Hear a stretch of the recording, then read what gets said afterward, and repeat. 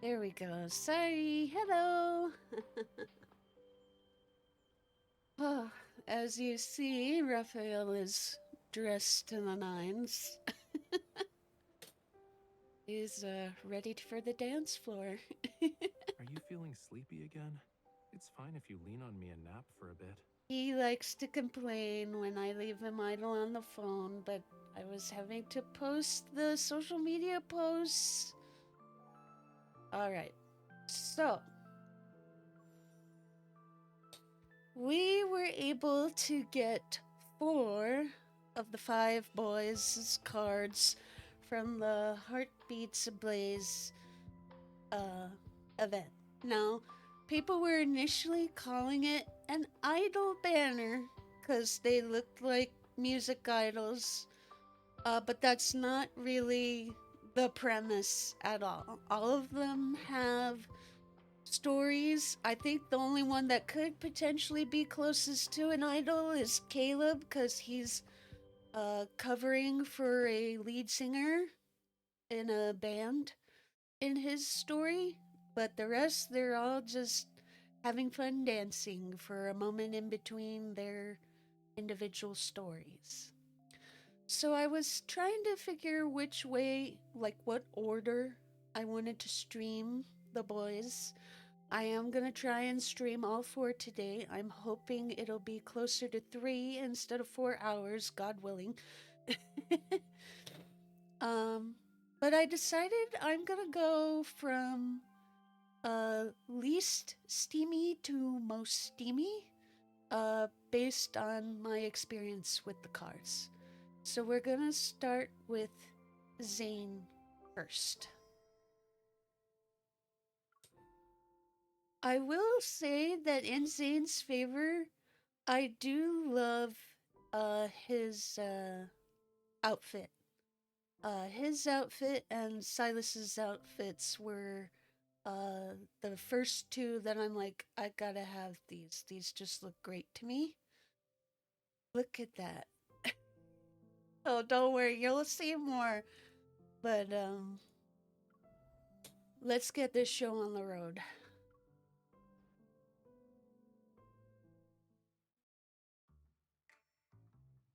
Is the water still not back yet? I'm terribly sorry, but the polar night has affected our water tank maintenance schedule. The water supply won't be restored anytime soon. If you need water, I can get you some more jugs. Oh, forget it. Never mind. Never expected things to be like this. I thought staying at a van life campground would be a special experience. I spit out the toothpaste and glance apologetically at Zane, who's brushing his teeth. I was the one who suggested this in the first place. It is a special experience, no? It made us acutely aware of how important water is. Zane responds with his toothbrush still in his mouth, his words as unclear as mine.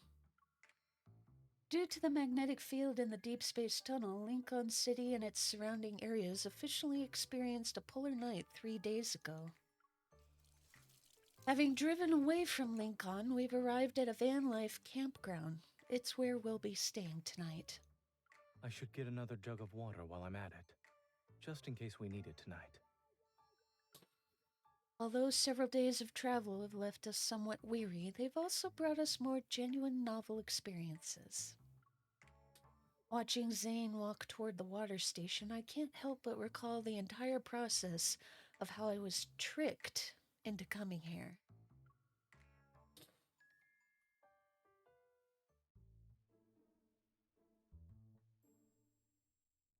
Weeks ago. Recently, Zane has taken a strong interest in recreational activities. That day, he dragged me along to try out the new home theater system he had bought. Have you already tested this legendary 8D experience? Not yet. You want me to watch a horror movie with you without testing it first? That's a bit much. Before I could continue, lightning streaked past the floor-to-ceiling window beside us. It's very realistic. I'll make sure to leave a review for the sound effects. Following the protagonist, we entered a bedroom. An alarm clock suddenly rang behind us, breaking the silence. The character on screen showed no reaction to the eerie sound. Zane, did you hear that? Please tell me I'm not the only one. Hmm? Oh, that's an alarm I set. We paused the movie and removed our headsets. Zane reached for his phone from the sofa behind us. Why did you set one at this hour? Is it to remind you to take a nap? Tickets. An unexpected word slipped from Zane's mouth as his fingers quickly swiped across the screen.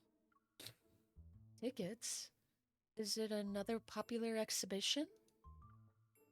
He looked like he was ready for a battle, and I found it unusual. I retrieved a massage gun from the nearby drawer. Do you need physical assistance? I don't have any successful experience with it, but logically speaking, it should work. It's creative, yes. But I still believe nothing is more reliable than a surgeon's hands. The countdown on the screen kept ticking. I leaned in and read the event's description. Polar Night Music Party. Different genres gather under the polar night sky to give you the most extraordinary auditory feast. Nudged Sam's arm with my elbow. No wonder you're so enthusiastic.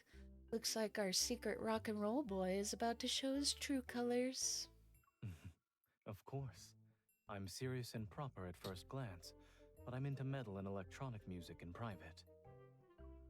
Ticket purchasing portal opened after a few flashes. Zane tapped the screen rapidly but steadily while continuing our conversation. But the band I want to see this time doesn't play rock and roll music. One of their songs had a profound impact on me.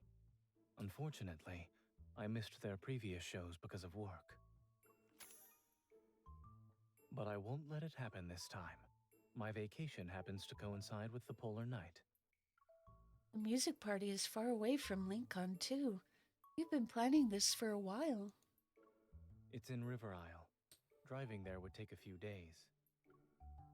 Traffic conditions during the polar night are bound to be complicated. You should give yourself a few more days so you don't get stuck on the road. Of course.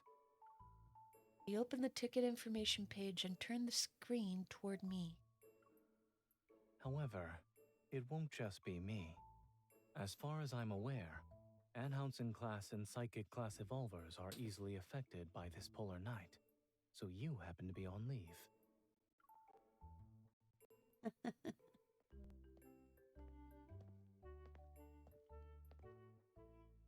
Zane returning with the water pulls me from my memories. The evening activities at the campground are winding down. It's still a little chilly out here. Should we head back to the van? Taking Zane's outstretched hand, we climb into this somewhat cramped but cozy little vehicle.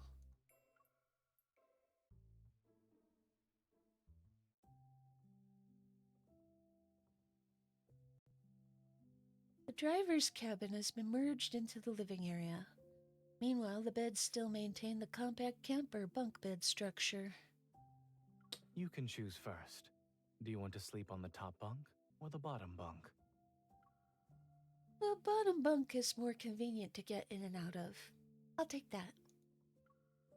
Quickly claim the bottom bunk and tilt my chin towards Zane. Sorry about the ladder, top bunk buddy.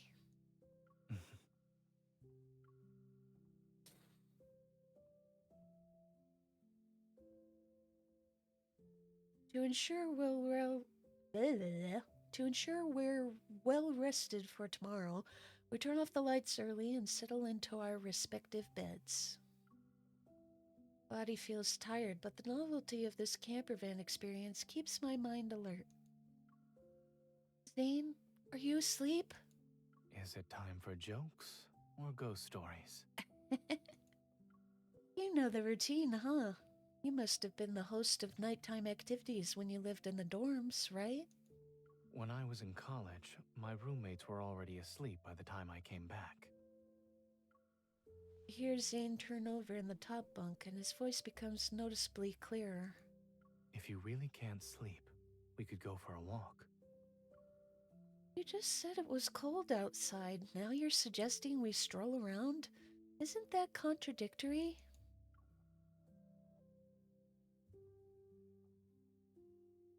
His hand dangles down from the edge of the top bunk. It sways back and forth like a cat's tail. I didn't anticipate this sleeping arrangement when I offered you the choice, so I wouldn't mind doing it over. Used by his rather obvious hint, I poke his palm.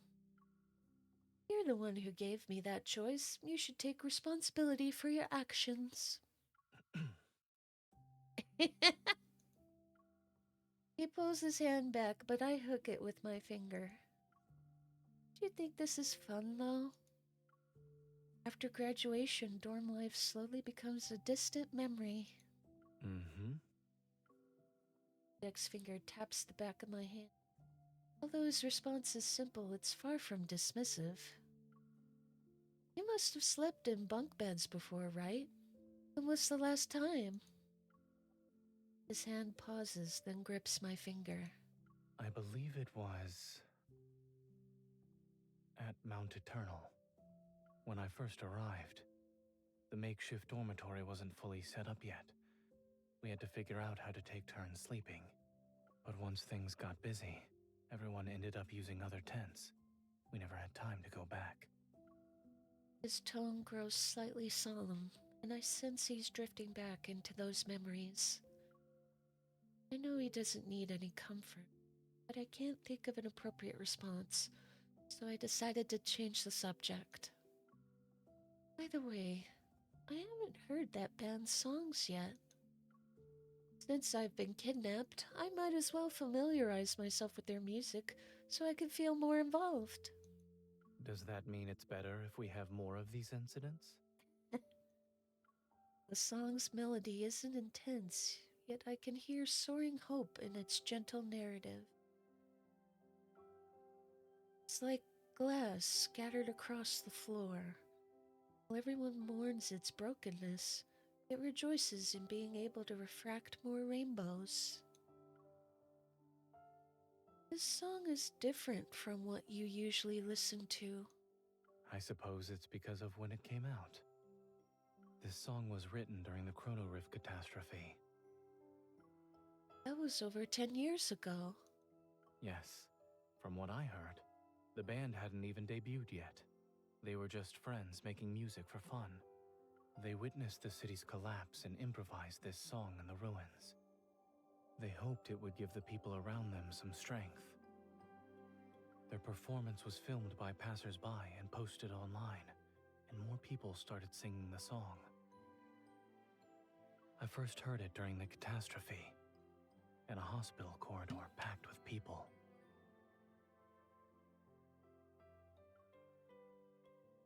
I detect subtle emotional undercurrents in Zane's calm narration. I want to see his expression. Movement from the bedside, and a pair of long legs dangle down.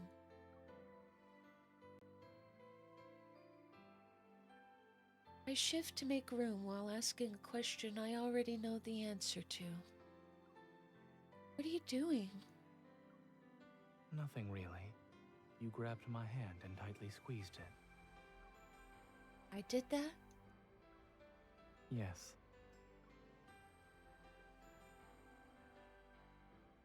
Zane lies down on his side.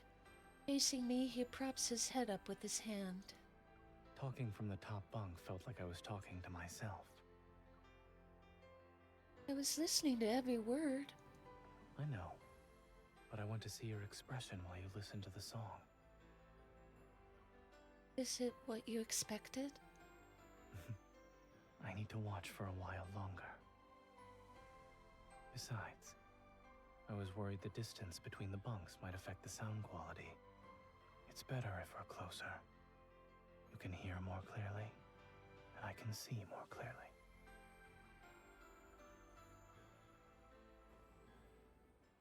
It was a pretty trek. After leaving the van life campground, we stopped in a town surrounded by sea on 3 sides and spent half a day there. Then we continued to head toward our destination. Unfortunately, after driving for a bit, Zane discovers his phone is nowhere to be found. Due to vehicle restrictions during peak tourist season, we have to park our car at the town's entrance.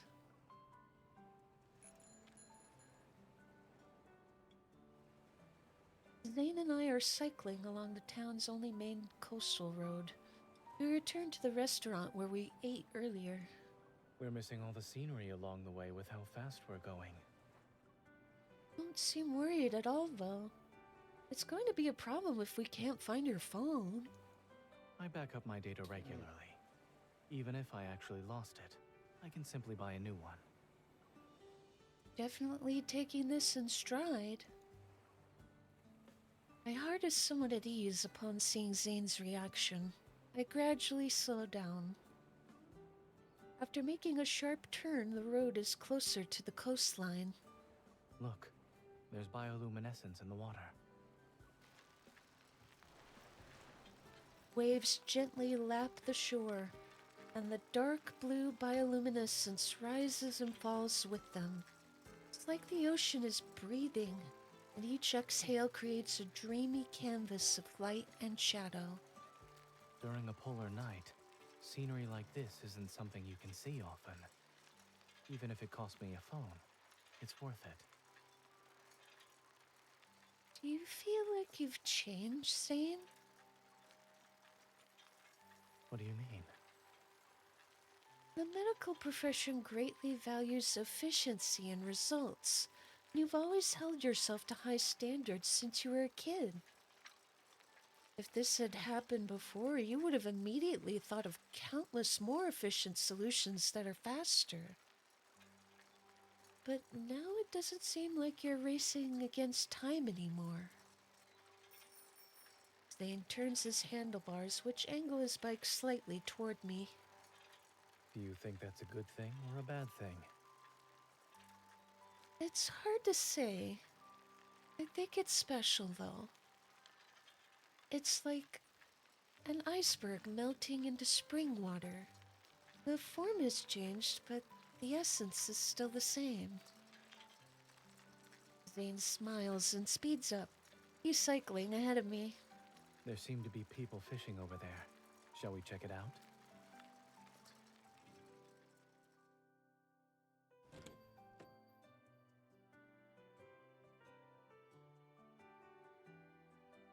The town has honest, folksy customs. When we return to the restaurant, its owner recognizes us immediately and hands over the phone. After thanking him, we buy 2 ice cream cones to support their business. The flavor is unique. It's creamy with floral and fruity notes, and a hint of something herbal? Really? His hand covers mine, and he brings my ice cream to his lips for a small taste. What an accurate description. The restaurant owner should write down what you just said and replace their mixed fruit flavor sign. Zane, we bought the same flavor. Indeed. And what's the point you're trying to make here? Someone's being a food thief. We make our way back to the town's entrance and savor our ice cream. I can't help but double check to make sure he has his phone. For someone as meticulous as you, losing your phone must be a new experience. Even robots lose data. Why shouldn't I be able to lose a phone? Meeting my somewhat puzzled gaze, Zane guides me to the side area that's away from the road. The last time I lost my phone was when I was in college. I left it at the barbecue stand we visited. Were you so full and dazed from all that barbecue? Or were you rushing back to the lab to continue working? Neither. The experimental results that day were too successful. For others, it might have been a day worth celebrating. But for me, it was no different from a nightmare. Zane bites into the waffle cone, and the crisp crunch seems to pull him back into reality. It's when he developed the tech for the rebirth cocoon. Never imagined that something as simple as losing a phone would be connected to one of the darkest days in Zane's life. Looking at that calm gaze, I catch a glimpse of the lost, devastated young man from several years ago. His enviable talent became a dagger that was pointed at himself. He could only pierce through the darkness alone to reach the light. Did you get your phone back? Yes. Come to think of it, I was listening to that song back then, too. I was wearing headphones and listening to the song while I ate. My mind was elsewhere, however. I didn't realize my phone had long since been disconnected, which meant there was no music.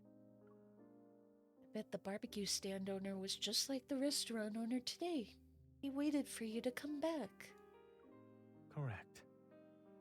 He even played that song as background music for his stand because he liked it. It sounds like this is your theme song for getting phones back. I'd say it's even more than that.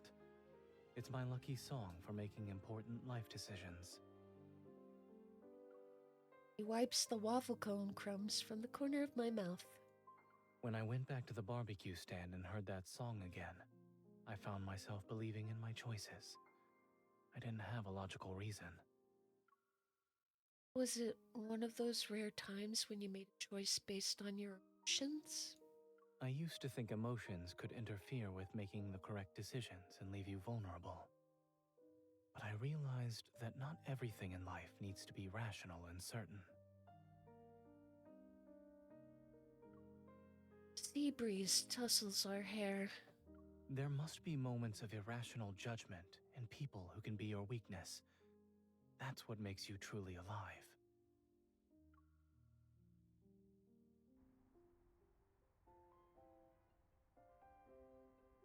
Sorry, the number you dialed is temporarily unavailable. The voicemail message plays for the fourth time. Zane hangs up by pressing the red button on the van's display. If we can't reach them, then so be it. We have plenty of time. Waiting for a bit won't hurt us. I look at the car in our way. Disappointed, I put away my phone. We're only half a day away from our destination, but our van was blocked during the short period when we were using the restroom. There's not a lot of traffic here. If we can't reach the owner, we'll miss our original plan. Assuming that happens, my moral code will allow me to use my evil. I can create an ice slope under the wheels to make the car slide away on its own, for instance. Your moral code is really flexible. Our laughter breaks the restless atmosphere and Zane leads toward me. Since we can't go anywhere, why don't we do something fun? Helps me unbuckle my seatbelt and adjusts my seat into a reclining position. Then he turns to do the same thing to his own. What are you doing? He's not in a rush to answer me. Instead, he opens the window halfway before lying down beside me. Listen carefully. I don't exactly understand what he's trying to do, but I'm happy to go along with it. In the boundless darkness, I follow Zane's lead and slowly focus on the sounds outside. Insect chirps, bird calls, jumping frogs, wild cats running. The sounds we usually overlook become infinitely amplified. They weave together and transform the quiet polar night into a vibrant symphony. There's so many sounds. beautiful, isn't it? When Dr. Zane is busy, he can't even spare a moment for activities that waste time. When Zane is on vacation, he needs to race against the clock to waste the time he didn't get to use up normally. Our hands touch across the center console when Zane suddenly makes a seemingly random comment. Once people realize that even ordinary sounds can disappear, they cherish them more. What do you mean by that? During the Chrono Rift catastrophe, these sounds vanished for a long time. I was young, but I was so worried about these changes that I couldn't sleep. To think our darling little boy Zane was already an adult worrying about the whole world. If I'm not mistaken, you were probably listening to that important song during those sleepless nights. Your intuition is getting better. However, the song wasn't the only thing that let me sleep back then. He tightens his grip on my hand. The person sleeping somewhere nearby in the hospital was someone who could give me peace of mind.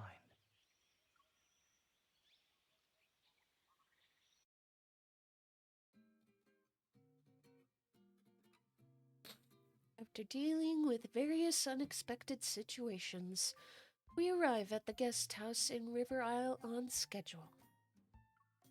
The atmosphere from the music festival has spread throughout the city, and even the guest house lobby is packed with people.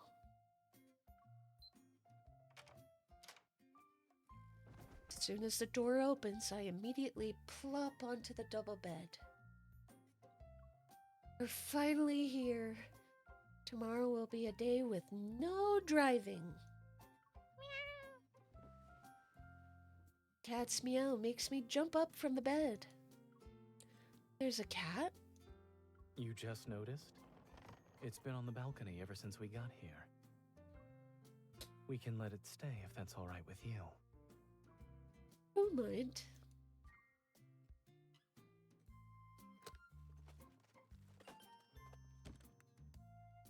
We divvy up the labor for unpacking while the cat crouches on the balcony. It watches us.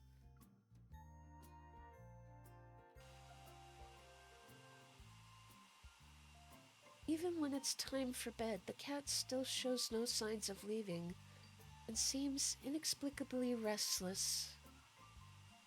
Maybe it's not feeling well?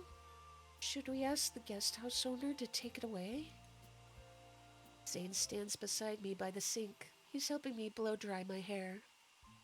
I couldn't hear you. I guess you're asking if we can have the guest house owner take the cat away. I'll message him after I finish drying your hair. Ah, you probably can't hear what I'm saying either. Done. I said... Zane and I immediately rush to the balcony when we hear those cries. We find the cat lying on its side with 2 newborns. It gave birth? There's a first aid kit in the room. It should help. I will also need you to assist me.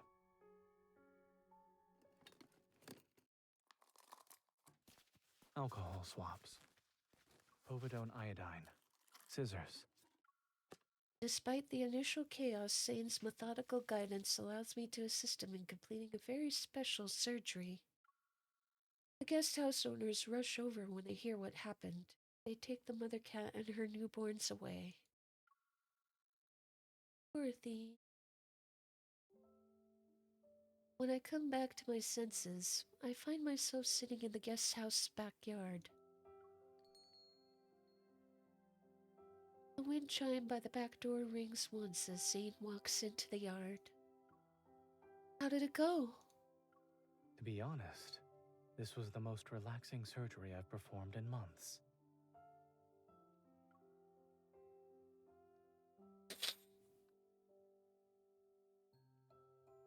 He steadies the swing chair I'm sitting on and settles down beside me.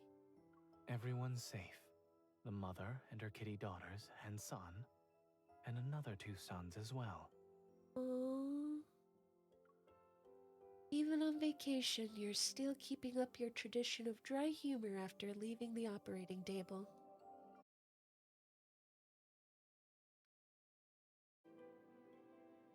Set the do not disturb 1 second.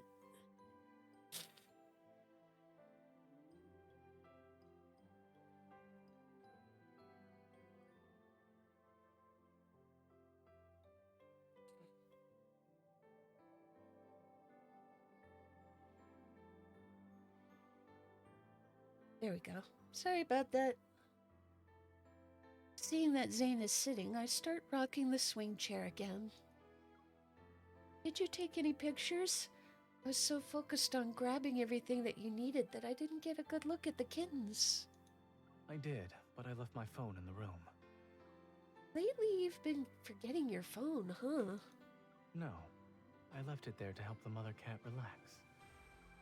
Your phone can do that? Our bedroom window faces the backyard. A familiar melody faintly drifts through the air. It's that song again. It's like your universal remedy. Regardless of whether it works or not, it gets played when the situation calls for it. I've put it to the test. It works. Zane matches the rhythm as we increase the trajectory of the swing. At the apex, our view goes above the low wall. The lights of the distant residential area and the music festival's neon glow shine. I was once deployed to help with disaster relief, and one of my patients was a woman in labor. Even though I was only responsible for cleaning and suturing her wounds, I was nervous since I had never encountered that kind of situation before. To calm the patient's nerves, and my own, I played that song for her. So this isn't the first time you've tested its effectiveness. The obstetrician took my phone into the delivery room with them, and in the end, the mother and child were safe. It was like today. I don't look at Zane. Instead, I smile and nod. I felt like the song had an indescribable power when I first heard it. Looking back, it really is the power of life. This song was born in the most chaotic of times. Under the shadow of the Chrono Rift catastrophe, one song comforted this land mired in despair. It brought a new light to everyone's lives. I think I'm starting to understand why this song is so important to you.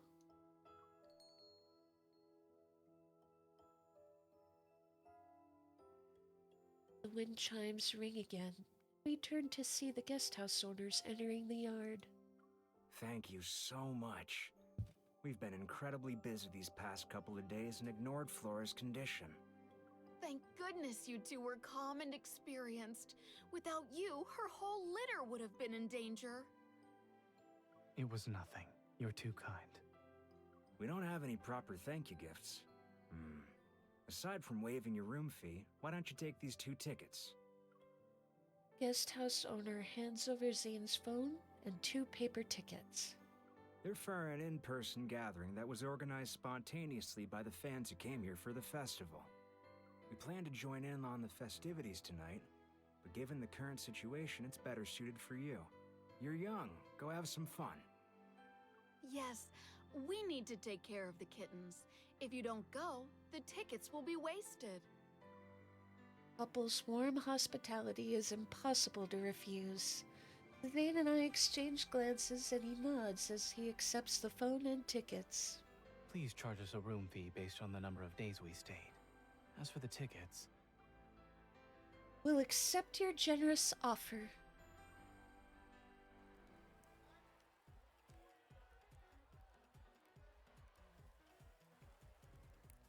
Following the guest house owner's directions, we successfully find the gathering location.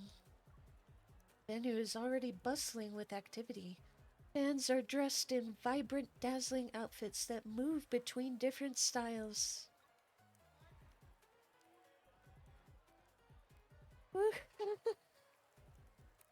After changing clothes in the self-service changing rooms, Zane and I meet up at the entrance. Our outfits suit each other. The Zane before me is wearing clothes that are different from his usual style, yet his expression is as relaxed as always. You're not really awkward while wearing this kind of outfit now. You've improved. I walk up to him and he leans down to let me adjust his collar. Since we're here, we should make sure to enjoy ourselves to the fullest. My hand is enveloped in his palm as he leads me toward the densest part of the crowd. Let's go. Mm.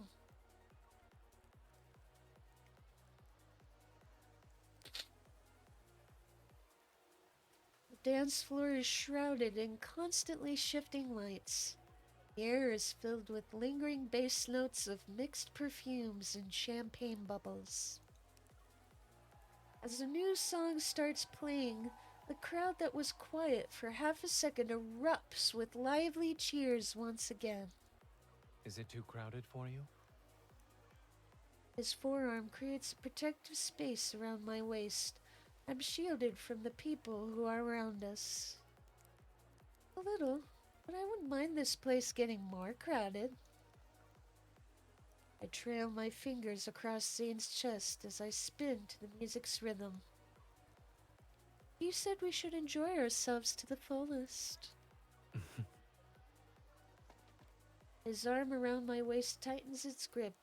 In the space of one breath, the noisy crowd fades into a blurred backdrop. I always believed in keeping my promises. Zane, who had just been swaying to the music, suddenly takes the lead. After several consecutive slide steps, I could barely keep up with him. Maybe your dancing has gotten better. Is this also the result of developing your interests and hobbies these past few months? Instead of answering me, he uses a subtle lifting motion to help us avoid a man who almost stumbles into us. If I were you, I'd make not getting stepped on my only goal for now. And I feel like it's lagging a little. One sec.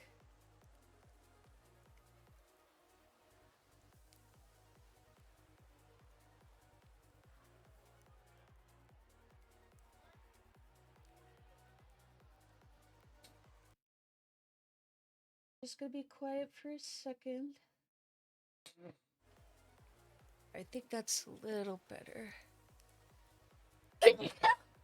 Pardon me. You're underestimating me. I'm not. It's just that the conditions here are limiting.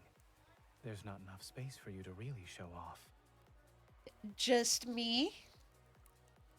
Using a spinning motion to adjust his posture, he scans the surrounding stages for space. There's an empty stage over there. Would you like to give your dance partner the time for one more dance?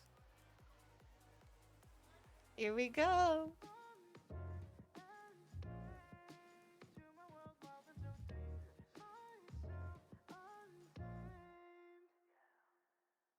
I'm playing it nice, normal on display. So gentle and calm, that's what they say. Yeah. Inside, try to tame a storm. But every look from you makes it hard to control. And shadows awake when darkness falls, I'll show. If we inside walls between us fade. Drag far from time and space. To my world, wild and so dangerous. Myself untamed. Let's test the limits, 'cause my secret's out. Everything that's wrong suddenly feels right. Let me come closer, I'll show you.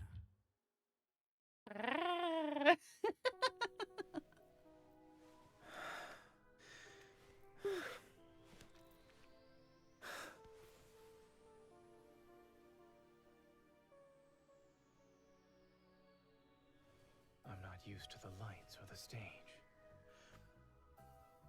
However, I like the feeling of you only looking at me.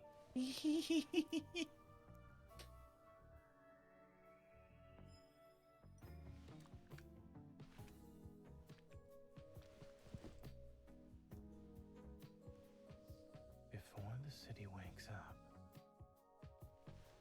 I can satisfy you.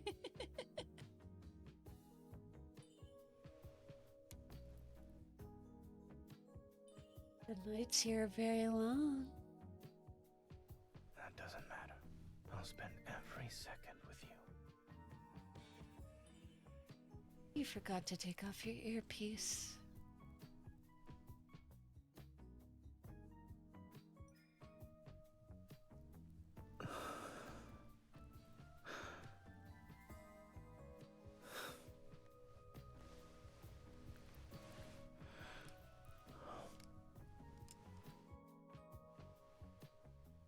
Don't make me think.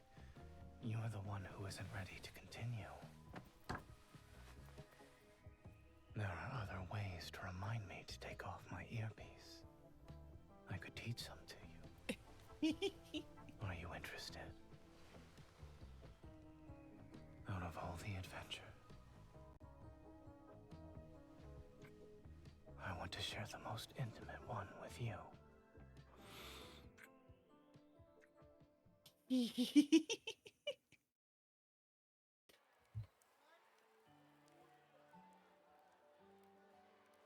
We rested for the night, and now the music party we've been waiting for finally begins. The unchanging sky blurs people's perception of time as the atmosphere reaches its climax. After moving between various venue stages all day, Zane and I decided to get some food to recharge before the headliner takes the stage.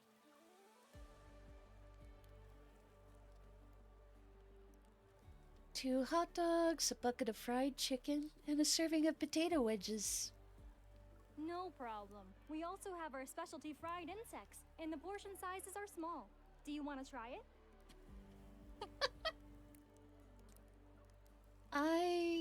One serving, please.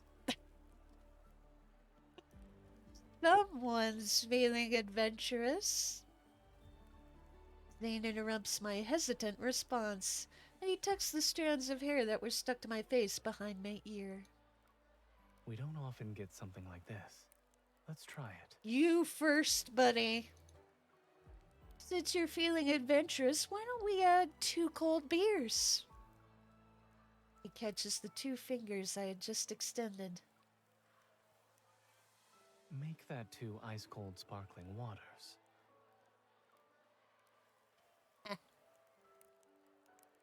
After collecting our food, we find seats in the dining area. I thought you were going to be dedicated to this attempt at trying new things, but it turns out your resolve isn't that strong. Even great determination has limits. Fair.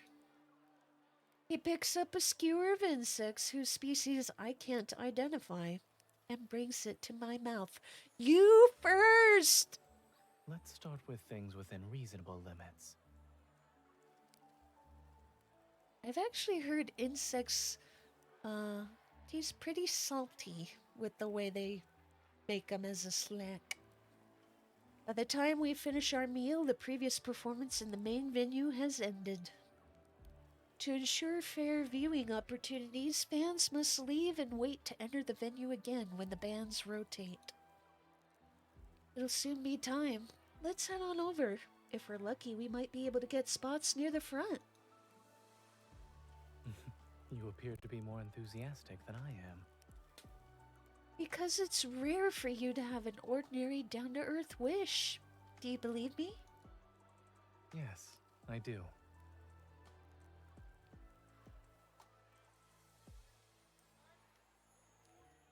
As I pull him toward the waiting area, I realize that what I said jokingly was actually a truth I'd never really considered before. The Zane I know has grand ambitions and almost sacred ideals. The his path to achieving his dreams, I hope I can provide some tangible assistance along with my support and companionship. Like right now. I'm even more excited than he is for the music as I witness his simple wish being fulfilled step by step. Do you want to have more fun during the endless night? Uh-oh. I guarantee it's safe. It'll feel like you and the music are floating on Cloud 9. Hear faint voices nearby. Following the sound, I see a suspicious-looking man approach young people. Zane, look at the box in his hands.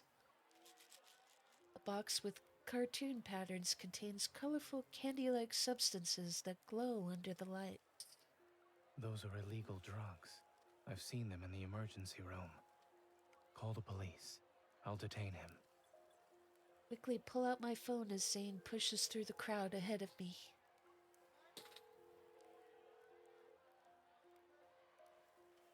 You don't see this band too often, you know? It'd be a waste not to have a little fun. Come on, it'll make it so much better. Appreciating good music only requires a pair of ears. And you are? A doctor. Where did you get those drugs? What? You have night blindness or something? It's just candy. Try some.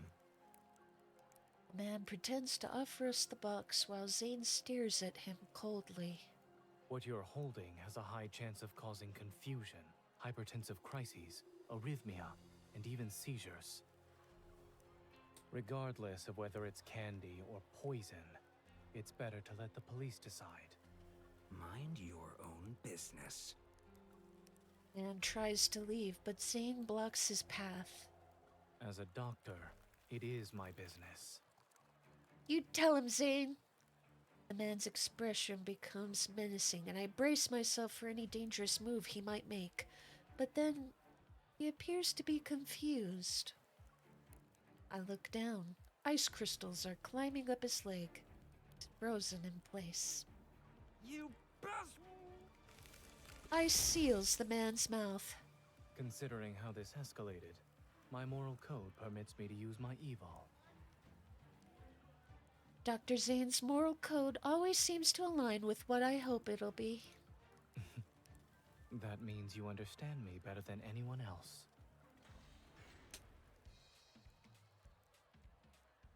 The main venue's entrance opens at this moment and the crowds begin entering in large numbers. We might be blocking other people if we stay here. In that case, I'll increase my moral code's flexibility. The man's eyes widen as ice slopes swiftly. There. The man's eyes widen as ice slopes slowly lift his feet off the ground. Now I believe your evil could move a car. I'm also seeing it work for the first time. Before, it was simply a scenario I imagined.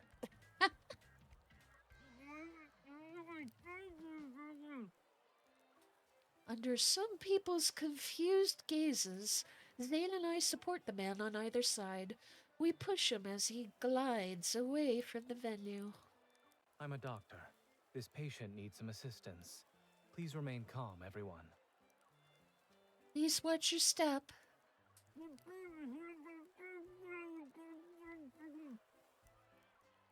Doesn't seem to be our first time going against the crowd. Yes, but this should be the easiest one yet. Easiest? Haven't you seen me look at the clock over a dozen times? If the police don't arrive before the show starts... I wouldn't regret it either way.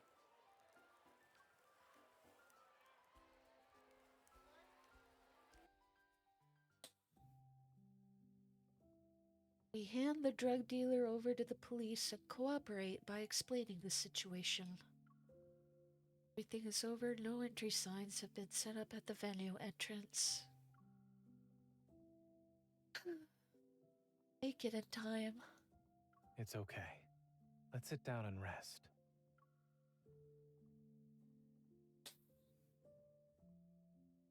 I turn around and see Zane had already comfortably settled down on a bench. We're separated from everyone else who's inside the venue by a single wall.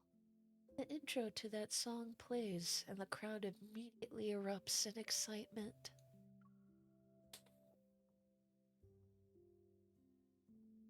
I sit down beside Zane and rest my head on his shoulder.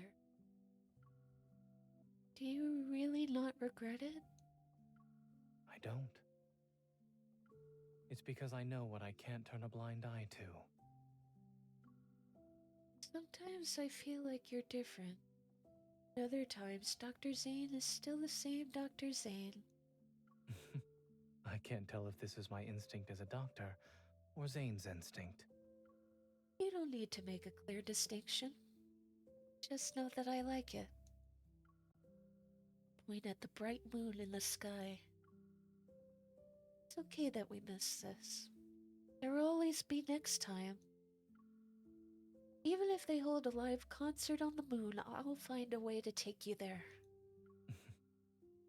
I'll believe you then. Just don't brush me off with excuses such as not being able to borrow a rocket when the time comes. I won't. But if it's possible, I hope they can perform some new songs next time. They were merely a band made up of ordinary people, but society turned them into a symbol of renewed hope. All their public performances happen during major events, special disasters, wanderer attacks, and this polar night. If there's ever a day when they can perform new material, then maybe that means our lives have finally found peace. As Zane speaks, he puts his arm around my shoulder and gives me a comforting pat. I really want to see that day with you. I do too. The song reaches its climax and thousands of voices join in chorus inside the venue. This song has long since transcended its meaning as a commemoration or mark of time for him. Finally reaches our ears at the same time and connects me to its meaning.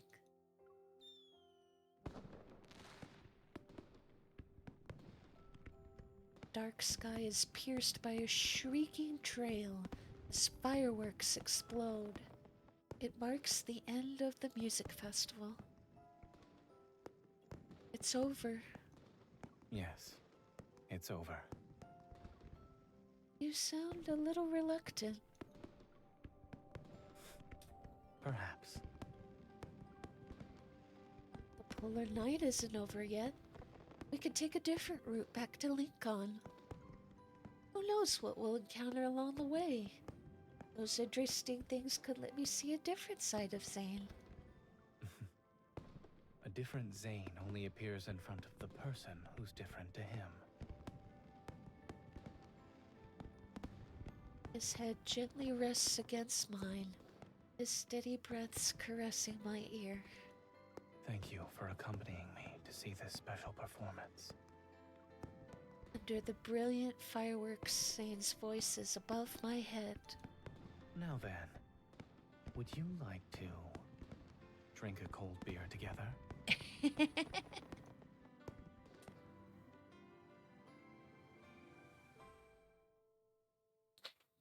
Yay!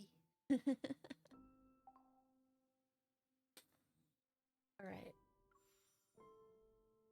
We're gonna move on to Silas next, but I need some more tissues, so just give me 1 second, okay? I'll be right back.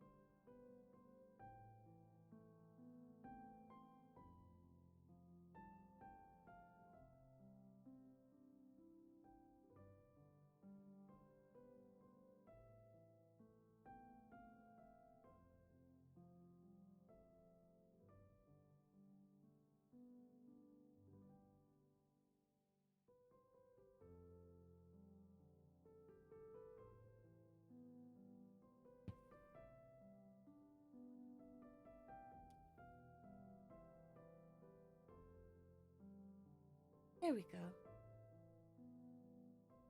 My earbuds back in.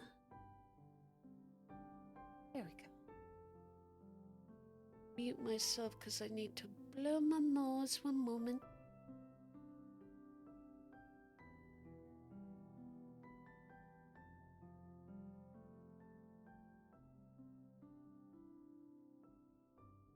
Okay, that's a little bit. Hey, Gremlin.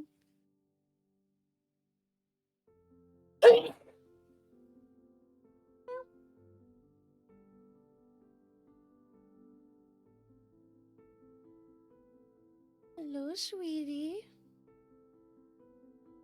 You want to go back on the warm computer?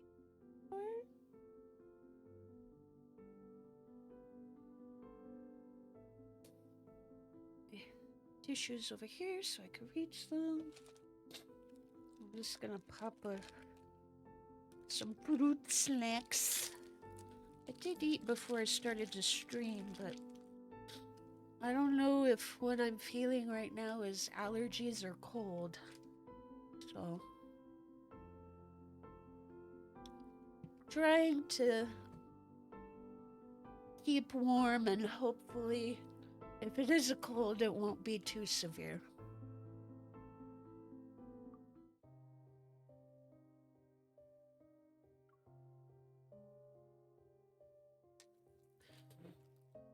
Look at him go. I swear, when this came out, a lot of people were comparing this to like Magic Mike. All right.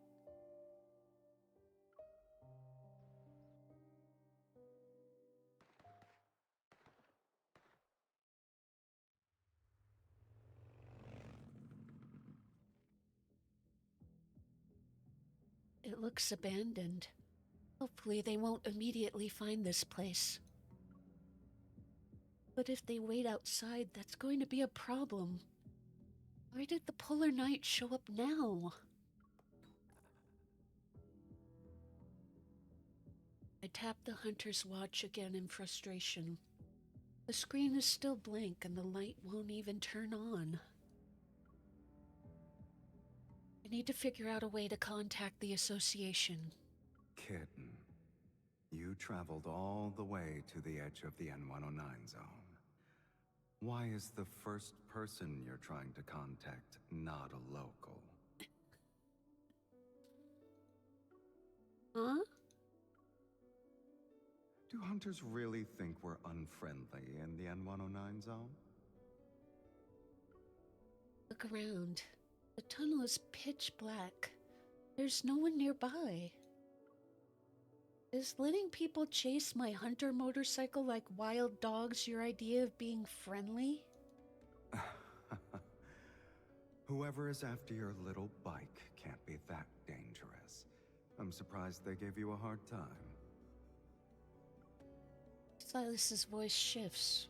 Close, far, left, and right. It's like it's everywhere and nowhere at the same time. Very Phantom-like. What kind of device is he using?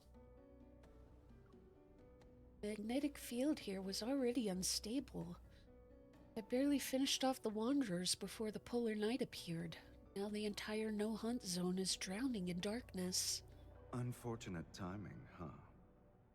You were targeted by a bunch of thugs hanging around the N109 zone's border, and your equipment is acting up. It's not a crisis, but it's not a minor issue either. I'm guessing Mephisto saw everything? There isn't another reason for why you'd coincidentally show up. I move slowly, my hands on the tunnel wall. I'm trying to figure out where he really is. You want to find me? Go ahead. Would you like to know how you can take down multiple enemies in the dark? I turn toward the sound, but it shifts again. It's coming from a different direction. Is this the part where Anakinus' leader gives me a hands-on lesson? Will you call it Darkness Sovereign 101? Oh, your good taste never fails to impress me. His laughter seems to surround me like invisible snakes slithering along the tunnel walls. People who were lured down here before would panic and start mistaking each other for enemies.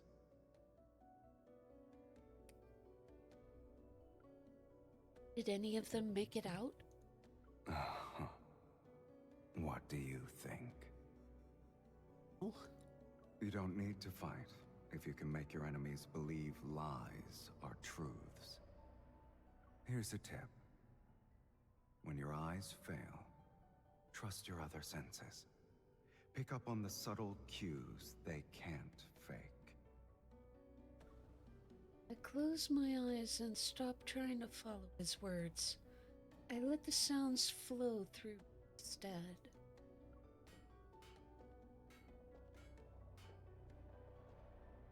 I crouch, and my fingertips touch the ground.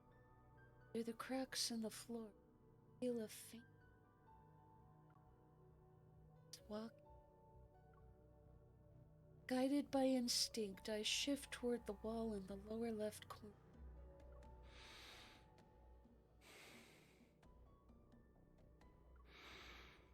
His breathing doesn't have the metallic hint of a voice coming from a speaker. It's real close. It's behind the wall. He's right next to me. Take a few steps back on purpose. These tunnel devices, you left them here before. Who would have thought that you'd stumble in and actually put them to use after so much time has passed? It's fate. It's superstition. As soon as he lets his guard down, I shift my weight toward the collapsed section I felt earlier. I make it look like I'm losing my balance. Silas! Your real footsteps behind me into the side. My arm is suddenly gripped. I'm caught. There's a firm chest near my back. Are you injured? And against him, tilt up my head to see those faintly glowing eyes in the dark. Studying wasn't in vain, right? I learned from the best teacher. Oh, you fooled me. That alone earns a perfect score. What about the rest?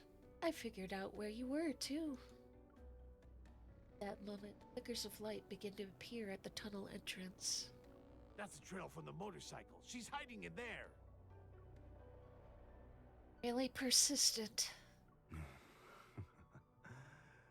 Didn't you want to score for everything else? I guess we have a new test. It was delivered right on time, too.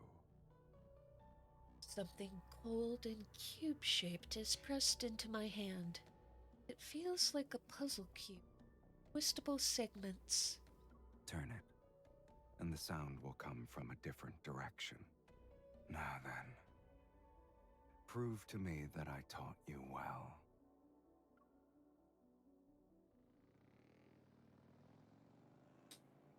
Silas and I are deep inside the tunnel. Start the engine and twist the device in my hand. Did you hear that? It's up ahead. Move! It's pitch black. Does anyone have a backup light? Silas snaps his fingers. A mass of black-red mist materializes out of thin air. The thug's lights flicker and go out instantly. Hey, what's wrong with the lights? Are working just fine. Who touched me? I drop a few bullets on purpose and load my gun. Wait, there's someone at my 3 o'clock. I thought it was on the right. Watch out! Move! In the confusion of shifting sounds, the group quickly loses their sense of direction.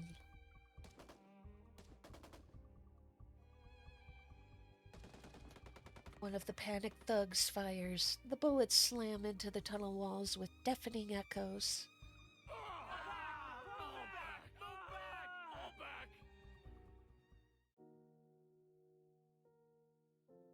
Silence returns to the tunnel faster than I expected. Congratulations. You've learned how to take out half of the N109 zone without using a single bullet. Did you always have to deal with groups like that? Only in the beginning. Sure, there were a lot of them, but they're still a scattered mob. The higher up you climb, the fewer you face head on. Unfortunately, they become harder to deal with. The more casually he says it, the more my imagination runs wild. The quiet voice inside me grows clearer.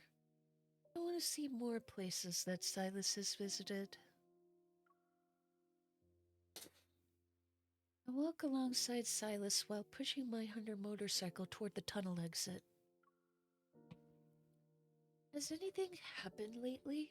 Are people trying to cause trouble during the polar night? What's the latest intel from your association?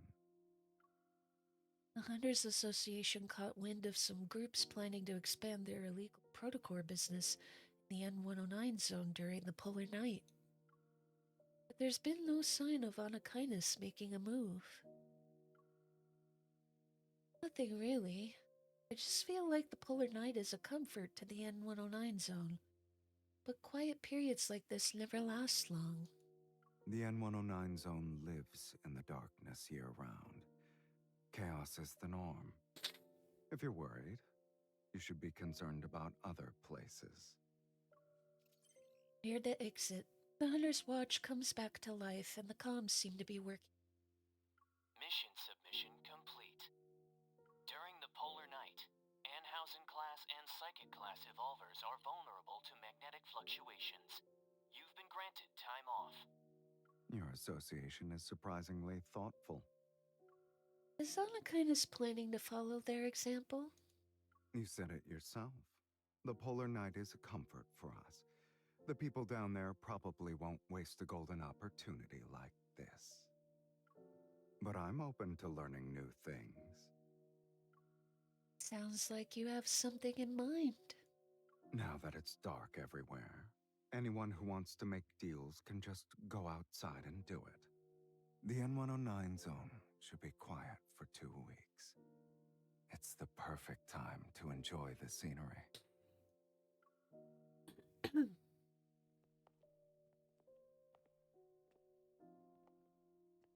A familiar motorcycle comes into view as we step out of the tunnel. It's just like the N109 zone. There's no sunlight, which is part of your usual lifestyle. That's why I want to go sightseeing with you. It'll make today feel different. Something tells me it's not that simple. All right. If we're going to be travel partners, then I get a say in where we go. You have a destination in mind? Pardon me. Nothing specific. I want to visit places you've been to before, like the tunnel. His thoughtful gaze with its profound depths rests on me.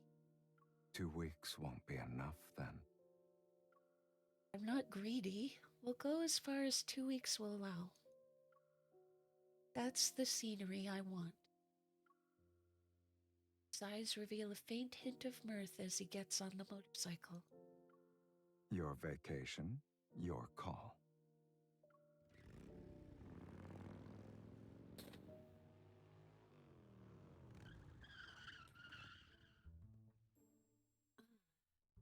You're not actually going to ride around town on that little hunter motorcycle, right? Still less flashy than yours. At least mine doesn't advertise who I am. Our first stop is an unremarkable underground auto shop that Silas knows. If you live long enough, you get to see everything. I never thought you'd bring someone here. Middle-aged man, the owner, steps out with zero fear in his eyes. You'll see her again, so make sure to remember her face. Studies my face for a second, then he grins. Name's Hank. Do you need new toys for your bike? I'm your guy. Hello, I'm Serena. You two go way back? Before when the N109 zone was still under the radar. He's the only one who ever beat me on the racetrack. The motorcycle that won the latest underground race. Was it your handiwork? You watched it, huh? Are you impressed? Do you want me to build one for you? We're not looking for racing mods. We need some long-distance comfort. Do what you think is best. Expertly rolls Silas's bike into the workshop. Try it. Silas pats a sleek black frame. I mount it and my toes barely touch the ground. Hank said you're the only one he lost to, and it sounds like he's a prideful guy himself. He only has one regret. Age caught up to him, so he'll never beat me again. He kneels, reaches under the seat, and pops an adjustment latch. He wanted to win. But once he noticed someone had tampered with my bike, he stopped the race himself. What you do when no one's watching proves whether or not you could be trusted. Is this another one of your rules of the night?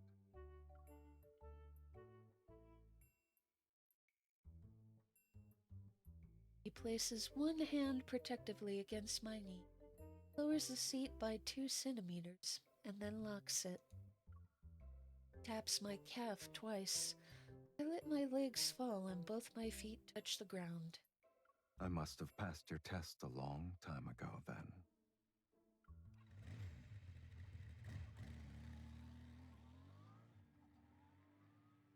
While I'm still testing the bike, Hank returns. Silas's motorcycle now has a pannier on it. It's packed with stuff that'll last a month. It should be more than enough. Thanks. Is your business doing well? I just sold a batch of high-frequency silencers and stealth coatings. Equipment you'd use for sneaking around at night. How many? At least 50.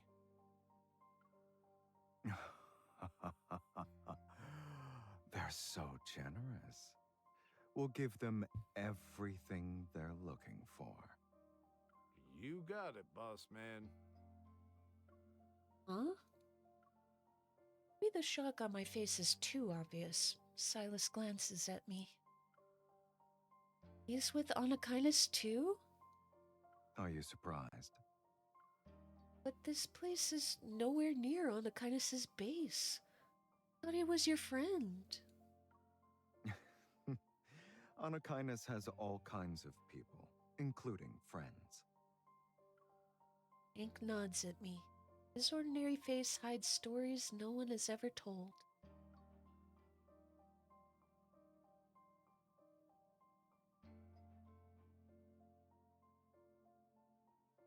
Silas nonchalantly straps the helmet onto my head. This was one of my old stops. If you've seen enough, then let's keep going.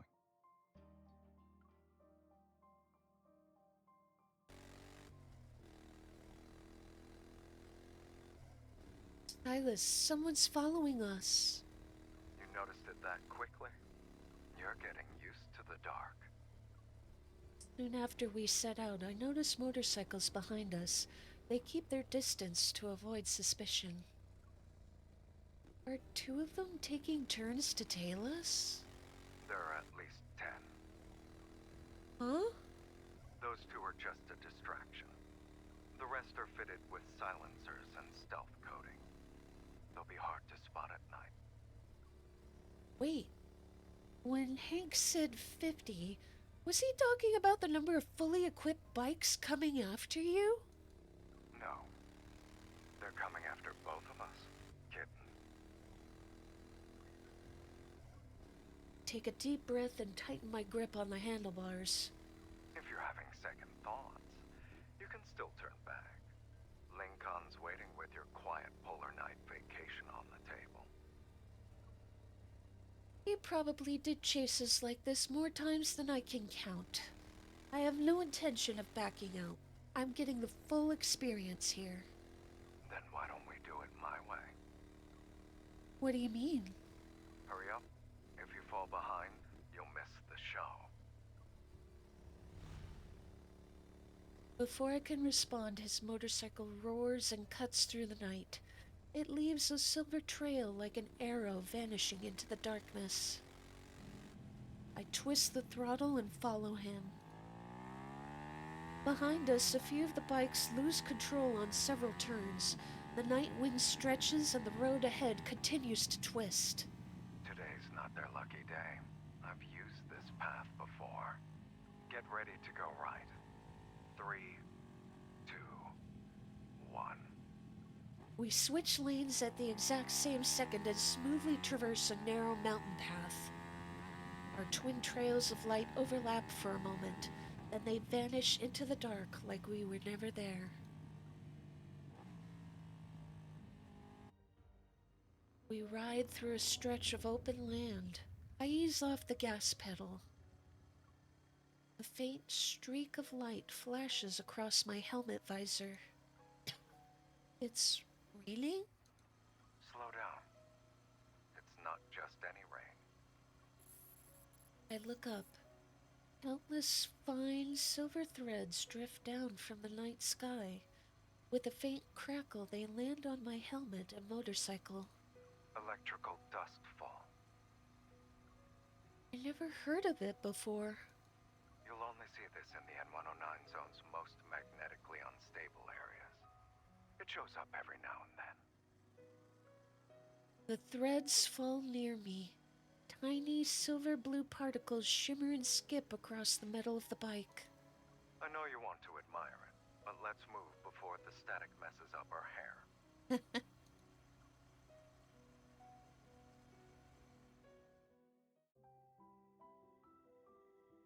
Before the silver blue glow floods everything behind us, we duck into an old greenhouse for cover. The scent of damp soil and vegetation brings me back to something real. It grounds me after going through the weightless rush of riding during the polar night. This is weird.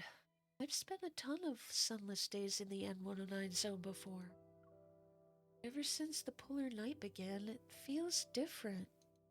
Maybe it's because the night is more pure this time around. Your danger, maybe. It's been non-stop since the moment someone started tailing my hunter motorcycle. No, kitten. It's pure because we're the only ones here. Before I can respond to the softness in his voice, Silence opens the pannier and starts tossing things my way. Catch. Heating pads, instant hot drinks.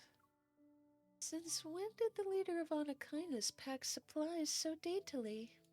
Well, someone is using this road for the first time. When I rode alone, I never packed anything. For a moment, the air falls quiet. The electric particles gather on the glass walls and wrap us in a soft, silvery blue glow. Wouldn't you say I'm getting used to living in the dark? You've done more than just get used to it. Considering how you shook off those pursuers, it won't be long before the N109 zone starts telling stories about you. You probably knew this chase would happen, and you still told me we were sightseeing. I didn't lie. I just gave you part of the truth. There's another one of your nighttime survival rules. If you say so.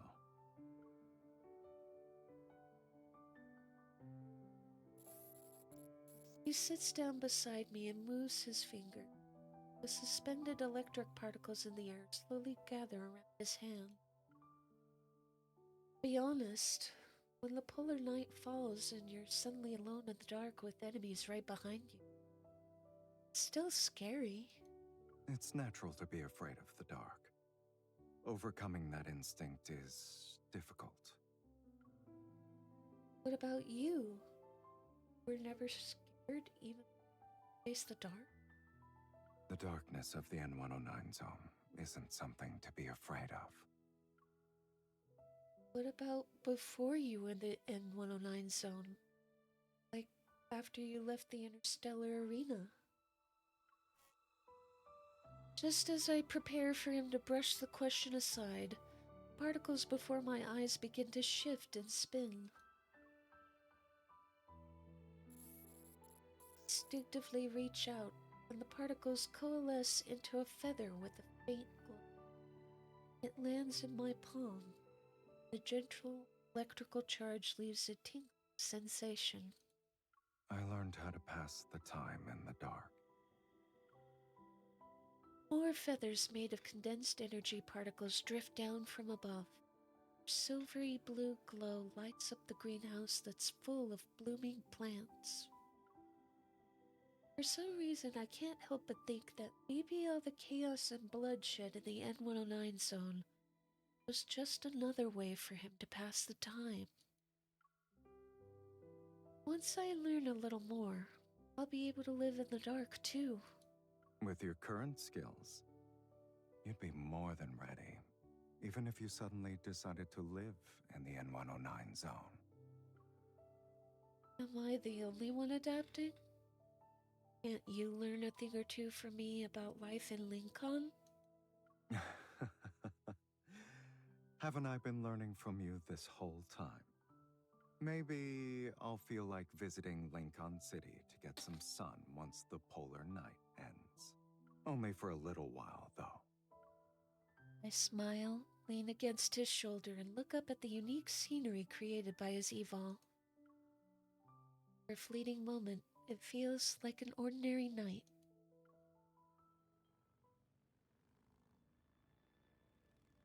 Does that sound what I think it is? I mean, this is a trip with Silas of all people. It's not really a surprise.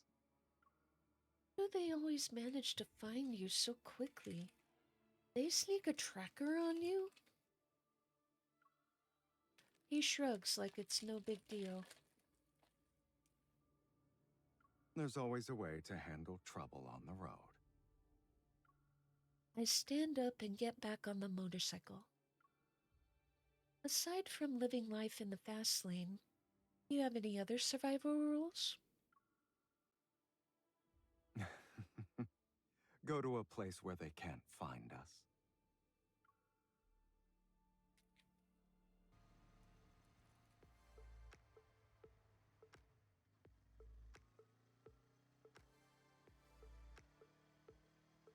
These guys just won't give up. They'll catch us at this rate. Silas, are you sure they won't find us in the place you're going to? Trust me, like how I trust you. Remember to rely on your instincts when your eyes fail you.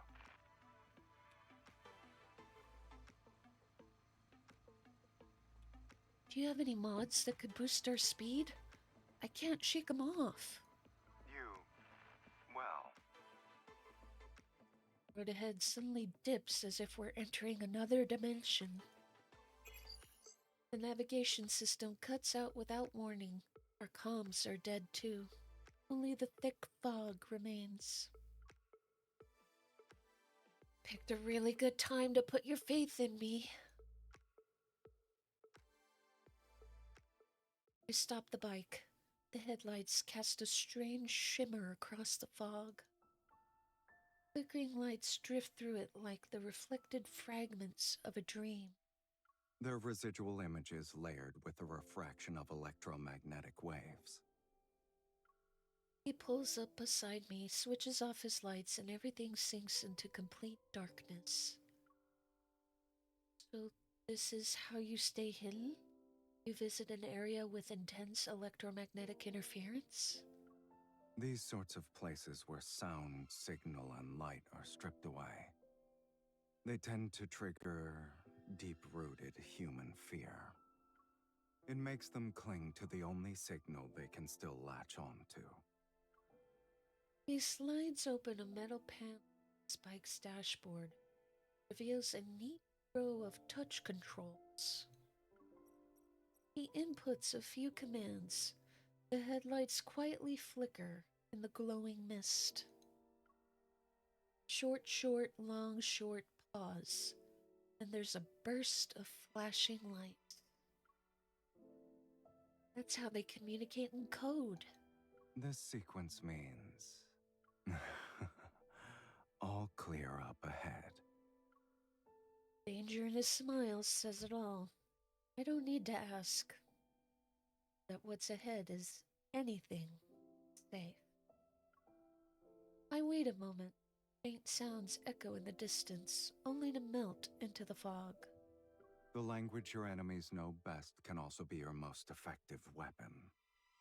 That should wrap up the survival lessons you wanted. You've taught me a lot, but it's all from when you were on your own. Oh? It seems like you have your own ideas about surviving in the dark when you're on a team of two. Tap his dashboard a few times, and the darkness around us lights up with a new rhythm. Short, long, long, short, short, short. Final flash lights up the smile at the corner of his lips. Teamwork. You could say I never really had a chance to work on that, so I didn't feel qualified to teach it. Then we're starting from the same place in terms of teamwork?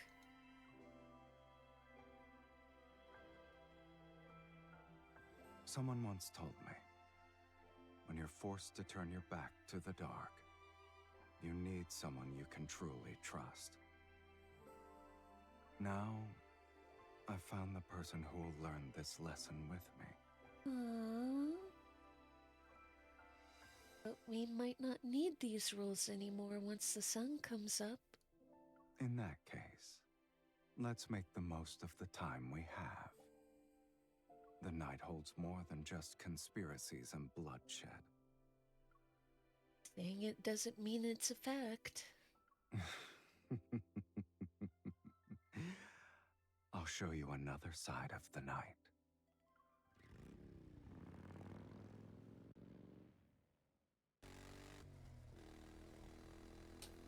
Once we pass through the magnetic light zone and lose our pursuers, we can finally enjoy the polar night in peace. More vehicles line the road. Their riders are dressed boldly. They're heading toward the same destination with excitement. Lone Night Carnival. I didn't think the Polar Night would have this.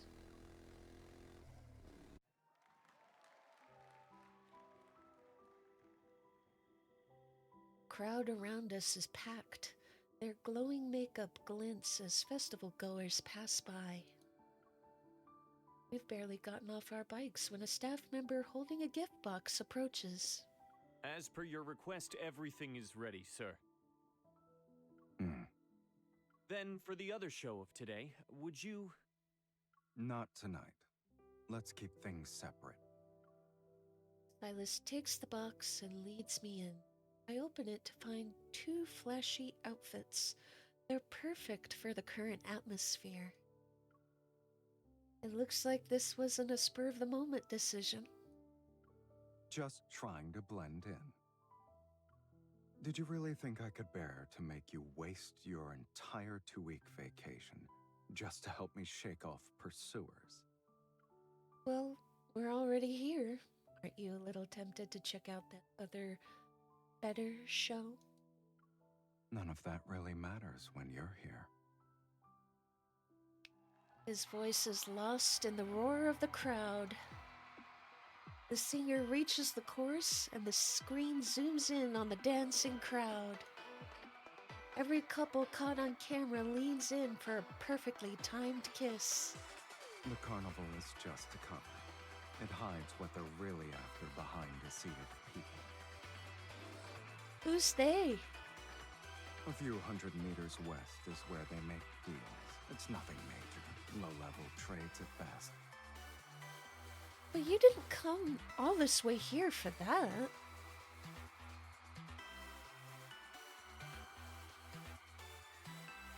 He leans down to move closer to me. Tonight, I'm here to enjoy the carnival in all of its glory. The crowd around us starts cheering. Out of the corner of my eye, I spot Silas's hair standing out on the big screen. Whatever's happening on the other side has nothing to do with what's happening on this side.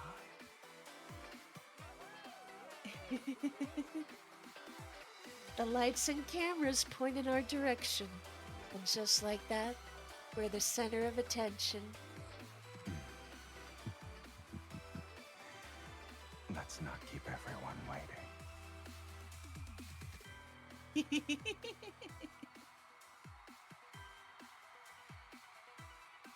Letting go of everything, Silas and I lose ourselves in the heart of the Polar Night revelry. The final song comes to an end. Amid the cheers, the lights slowly turn on. When the polar night ends, the sun will rise from the place we've always known. I hope none of you will forget tonight.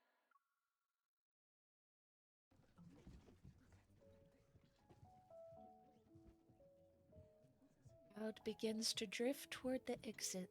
I linger at the very back, my steps slowing down before I know it. Tired?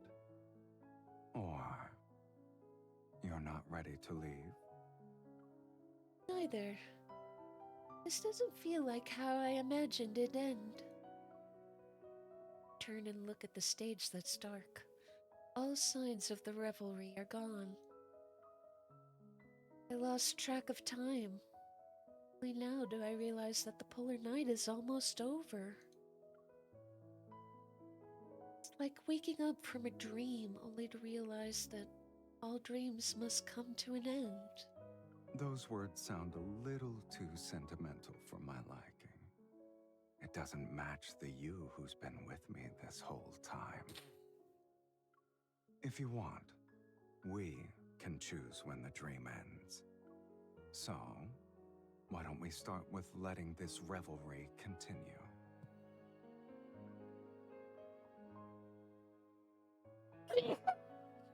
Weren't you the one who said to keep things separate? Now you're using your position for positional gain? Personal gain, even? The boundary between this side and that side was never clear to begin with.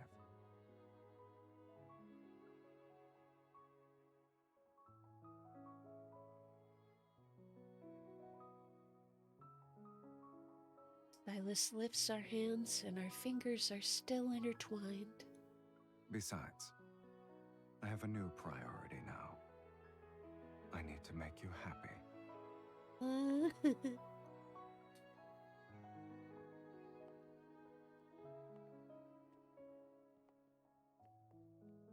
Feels as if we're the only ones left in the world as we pass through the empty backstage.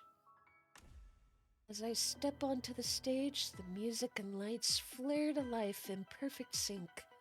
My body moves instinctively with a beat. From now on, this place is ours and ours alone. The music. It's the same song the dancers used in the dance battle earlier. Sounds like someone's cooking up a sneaky little idea. I challenge you to a dance-off. You start. All right, but who's going to be the judge? If your dance wins me over, I'll join in. Think of it as my seal of approval. A duet isn't a bad way to practice teamwork. But letting you decide the rules and prize hardly seems fair. Too bad. Your complaint has been ignored. I toy with the tie at his chest and meet his gaze. So, are you in or not? A flicker of amusement sparks in his eyes. He takes 2 steps back. I wouldn't miss out on this. He stretches before throwing himself into the music and effortlessly moving with style. Light plays along the sharp outline of his shoulders. The fabric around his waist is taut, and it relaxes with every shift. Mist spills from the edge of the stage and rises with the beat of his heels tapping against the floor. The lights form a glowing curtain around us, caught between familiarity and something strangely new. I find myself staring at Silas.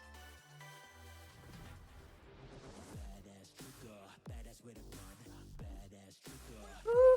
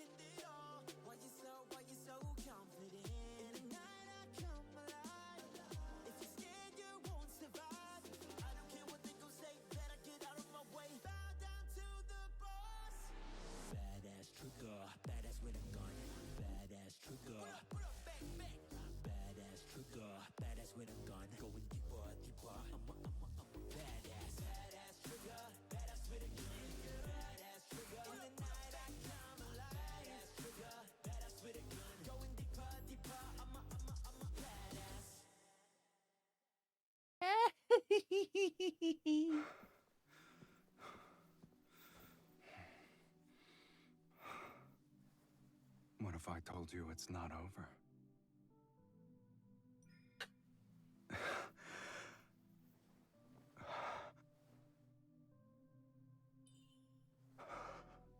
I'm curious about the grand finale. In moments like these, I like that you can see through me.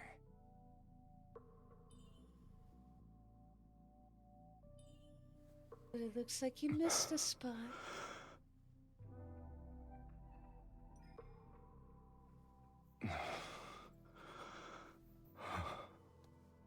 In that case, I need you to take care of it for me.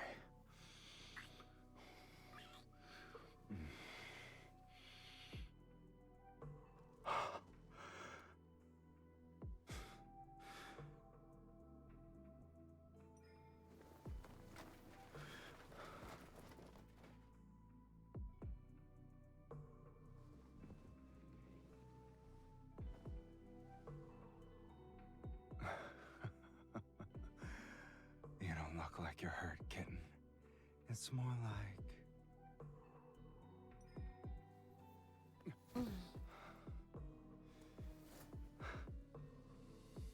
Taking the lead really is your specialty. You didn't want the polar night to end, right? Then, I hope you remember every part of tonight. Not just here. Here as well.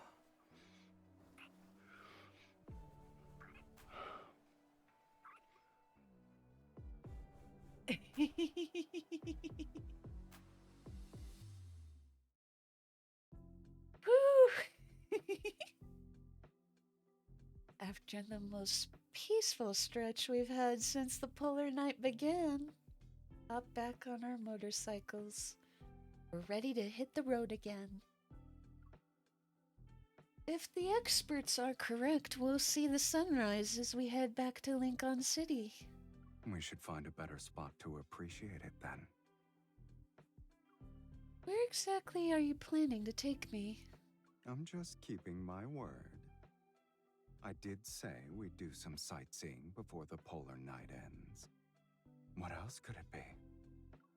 If someone jumps out of the shadows because they're looking for a fight, I'm never trusting your sightseeing invitations again.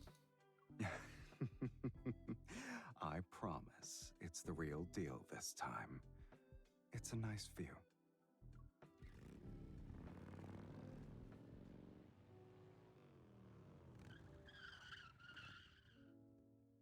Winding road finally ends. Wind sweeps down from up high, and it carries a lingering chill. Two motorcycles rest side by side at the edge of the observation deck. The night hasn't left yet. Like a stage curtain waiting for its cue, the sky is a dark steel blue. Do you think I'll be a little overwhelmed when I finally see the sun? If it's too much, we can always move somewhere darker. Take Anakinus' base, for example. With your current skills, I'll gladly serve as your second in command. Faint light breaks across the horizon.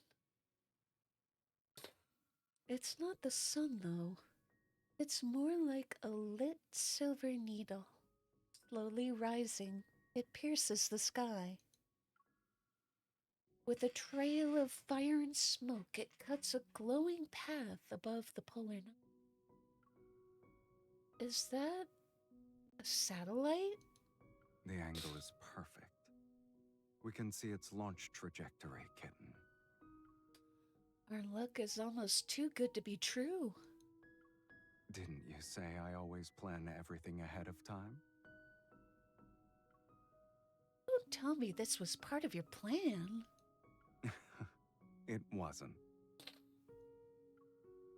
I sigh and watch that single speck of light climb higher in the sky. The deal at the carnival, was that what your pursuers were after? Not really. As I've said, those deals weren't significant. It's not enough to satisfy their appetite. But it didn't seem like they were after you specifically.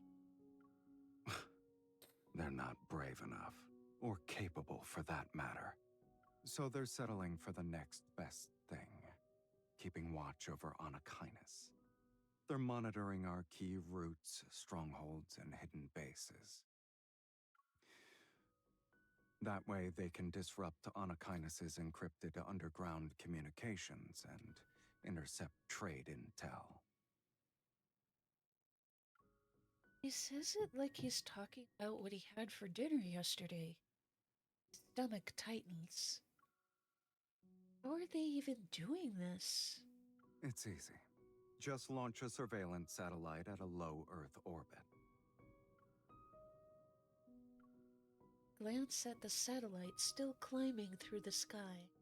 The sun is rising. Soft golden glow blooms at the edge of the horizon. The first ray of morning light spills from the east. Then a strange light tears through the sky. The satellite blossoms into a silver blue cloud, like a flower bursting in slow motion. Now this is a part of my plan. The explosion doesn't make any noise or chaos. There's an almost poetic rhythm as it unfolds across the sky. Flames streak upward like sharp brush strokes. The trails crisscross in dawn's wake. Squint against the light, eyes fixed on those shards of fire arranged with strange precision. Their rhythm is familiar. They're like the headlights flickering in the dark from earlier. You're sending a message. It's not just to them. Before long, the whole world will understand. The first part means game over. And the next part is... He turns to look at me. His eyes are seemingly holding the sunrise.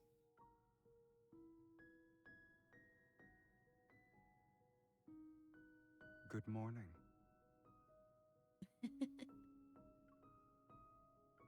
Silas, you're insane. I'm glad you are, too.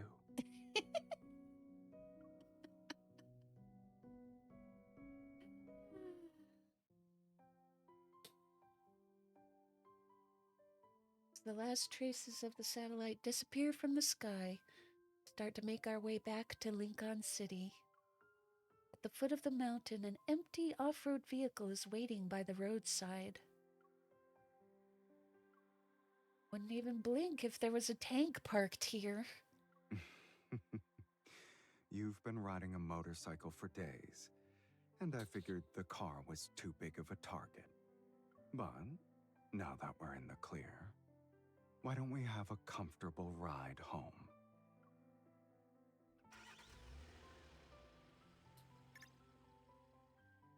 The route's destination has been set to the residence in Lincoln City. Calculating the optimal path. Estimated time. Straight to the point, huh?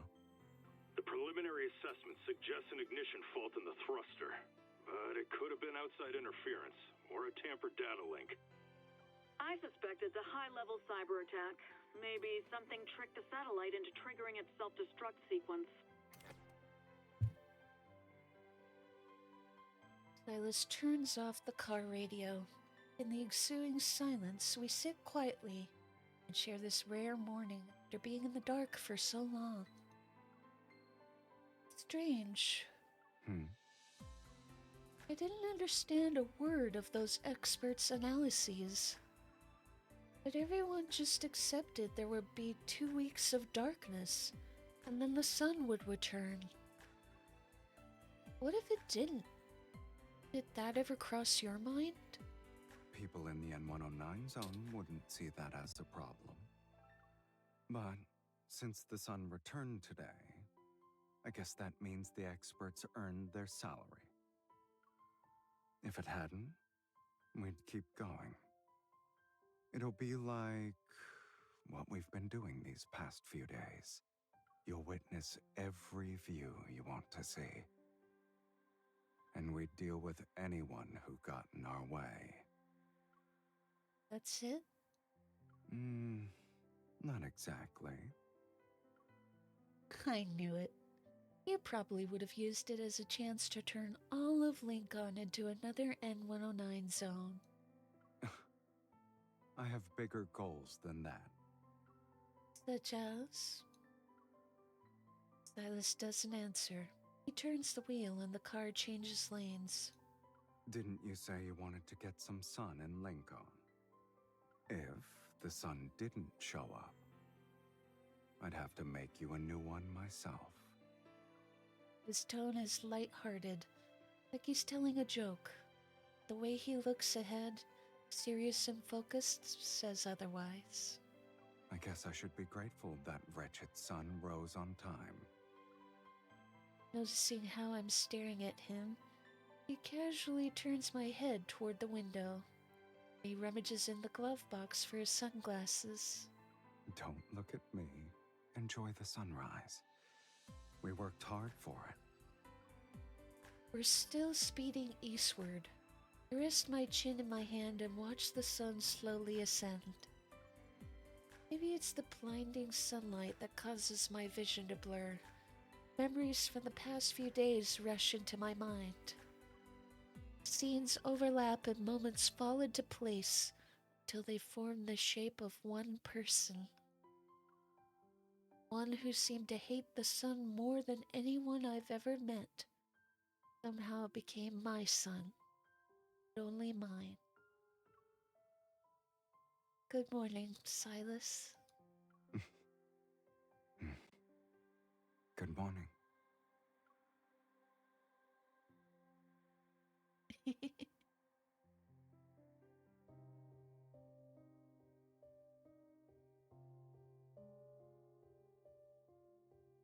Ah, 2 down, 2 to go. Next up is gonna be my husbando Raphael.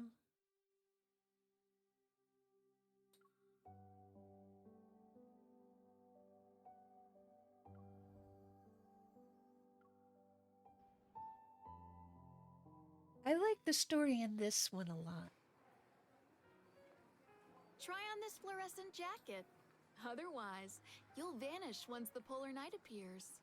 Mommy, I want the one with the fluorescent wings. That way, you'll be able to spot me right away. It doesn't matter where I fly. Ever since experts predicted that the deep space tunnel's fluctuations would bring a 2-week polar night to certain regions, how to spend the polar night became everyone's greatest concern.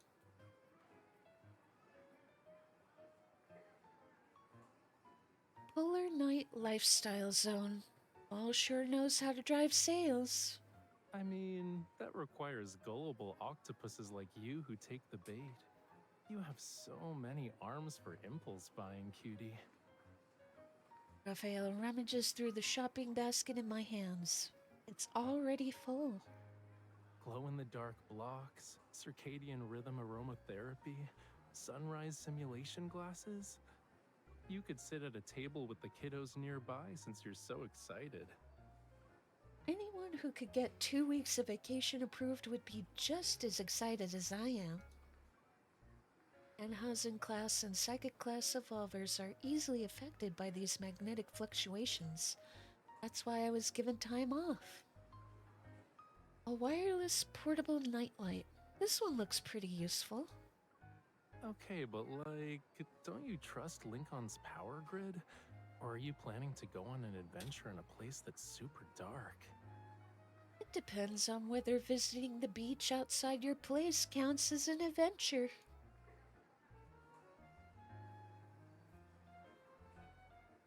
It's hard to say. The magnetic fluctuations will affect the ocean too.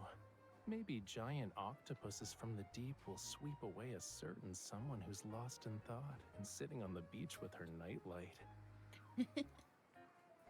Something fluffy covers my back. I turn to see Raphael wrapping me in a blanket printed with cartoon octopuses. The octopus that lands in White Sand Bay must have some kind of magic. It's comfy and cozy. I pat the label on the blanket that reads Ever Warm Huggy Blankie. And it's big enough to sweep away 2 people at once. He spreads out the blanket and wraps himself in it too. Major museums and art galleries have become popular choices during the polar night. Raphael, the renowned painter who set a personal record for the highest auction price of his work, will also hold his latest art exhibition at Flux Arts. They're talking about you, Mr. Record-breaking artist. When the polar night arrives, Flux Arts might have lines outside the door. That's something Thomas needs to worry about. My polar night schedule is already packed. He takes the shopping basket with one hand and holds the heated blanket with the other as he heads toward the self-checkout machine. But according to multiple sources, Mr. Raphael's new, unreleased work has become a target on the dark web. Anonymous users have posted encrypted information, claiming they know where the artwork is stored. They're soliciting potential buyers. Is this a hoax? No. Huh? My paintings aren't cheap. I know. Your paintings are already selling for as much as famous masterpieces. But to be so blatant about it, are they trying to hand themselves over to the police? You can ask them when the time comes. Do you already know who it is? It's not just that. I already set up an inescapable net. Will you join me for some real fun during the polar night? I guarantee it'll be more entertaining than these little gadgets you bought. It's easier said than done. You look skeptical, which means you should come with me and wait for them to walk into our trap. When I used to go to black markets, Thomas would commission you to tail me. I'm inviting you this time. So you have no reason to refuse. Isn't that right, Miss Bodyguard?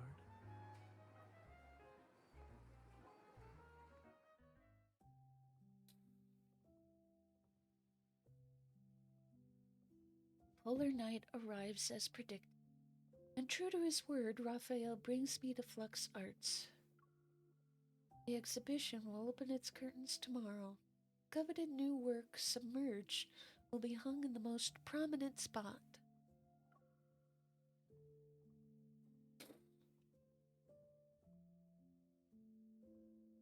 Wearing the strappy out. I helped you choose this painting's title.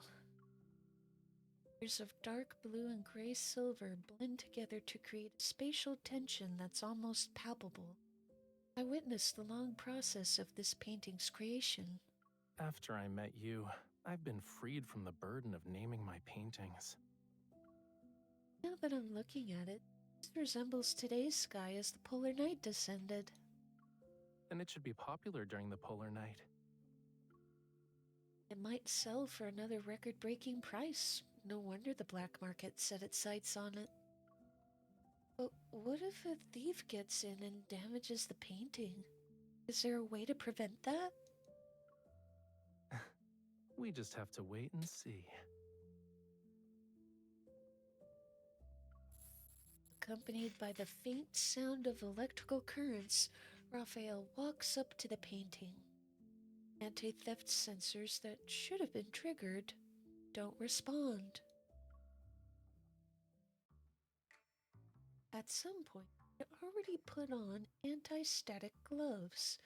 He gently removes the frame using a suction-like cup-like tool. Information posted on the dark web was also part of your plan? Your exhibition tomorrow. The exhibition will be held. It gives people something to talk about. As for the plan, since you're already here, it wouldn't make sense not to join in, yeah? Okay, Mr. Pout. His tone is cheerful as he gives me a brand new phone. Help me document the process. And remember not to get my face in the shot. He uses his tools to pry up the backing bolt, remove the nails. Then he gently rolls the canvas away from the frame. Moves too smoothly and effortlessly. It isn't until he places the canvas into a tube that I barely manage to suppress the surprise on my face. Weren't you worried about the painting getting damaged? Do you feel better now that you've seen it? The way you comfort me is over the top. I can tell you're full of questions, but you didn't stop recording. I knew bringing you along was the right choice. I suspect this is also part of your plan. His eyes reveal a pleased amusement as he slings the scroll tube over his back and walks to my side. Faint electrical humming stops and the alarm suddenly echoes throughout the entire gallery. Raphael takes my hand and leads me away from the surveillance system's range. We depart unhurriedly. What if I told you that you were part of this plan since the beginning? Now we're accomplices.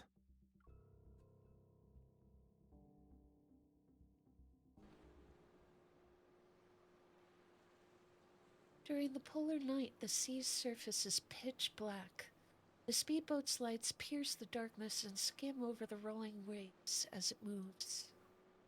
It's been a while since we left Lincoln's waters. Faint lights outline the silhouettes of islands that are embedded at the edge of our vision.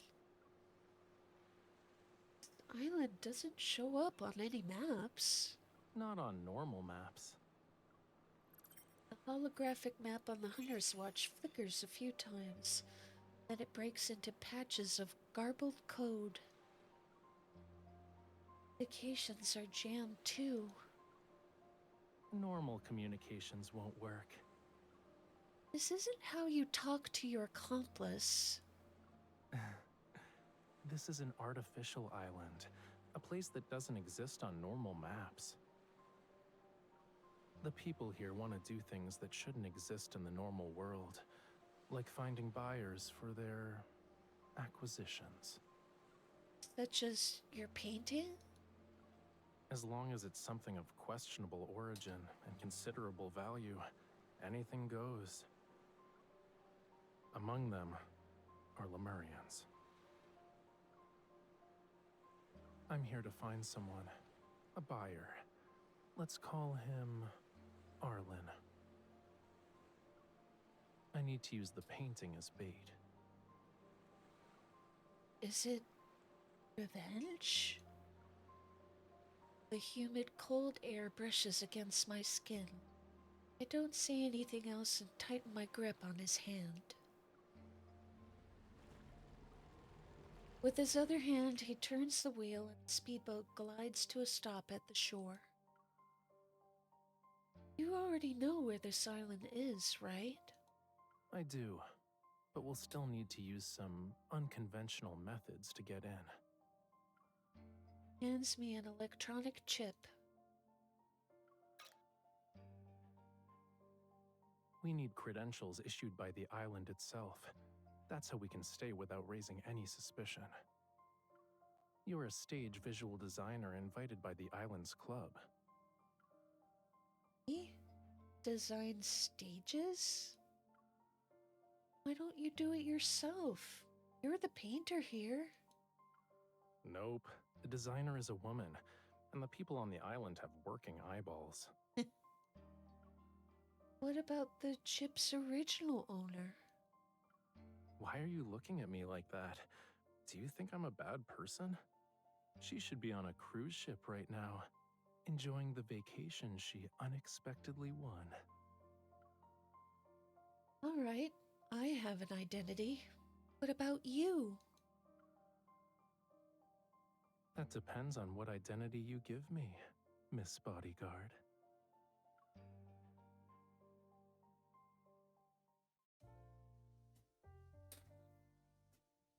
Please present your identification, miss.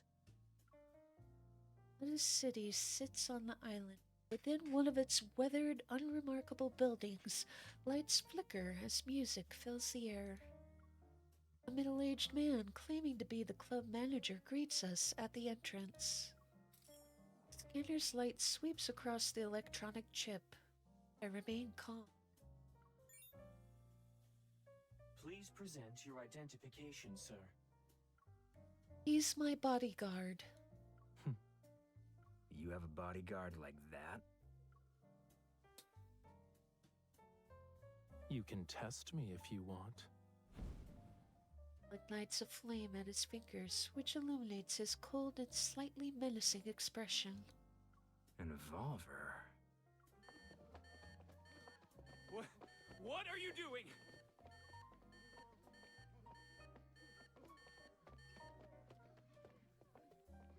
Under a metal arched door we have just passed through, several security guards wearing black clothes escort a frantic man away.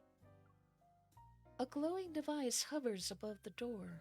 It radiates a faint blue light. You don't need to worry. This is part of our security measures. Any abnormal or dangerous intents will be detected and intercepted before they can be acted upon. Tent detection? What kind of illegal technology is this? But nothing happened when we entered. Is it just a bluff? You can trust our security. In any case, you never mentioned bringing a bodyguard when your credentials were issued. If I predicted the polar night so far in advance, I would have become a fortune teller. I point at the overcrowded club lobby. Look, so many people are here to capitalize on the polar night. Who knows if that door actually works? My employer has already signed a contract with me. While she works on the island, I must protect her 24/7. I'll leave if you don't let him stay with me. You can find someone else to design the stage. Whether it's for personal safety or to avoid breaking the contract, I can't be on this island by myself. Fine. But your bodyguard can't leave your side or move independently. I'll stay by her side every step of the way. The manager hands over an access card and points to the lobby's side door. Your room is upstairs, but we only prepared one. Your bodyguard... We're a professional security company with strict protocols. You don't need to worry about it. Once everything's in order, I'll accompany the designer for her work on the stage. He turns, his expression instantly shifting from serious to slightly smug as he winks at me. You cunning little liar.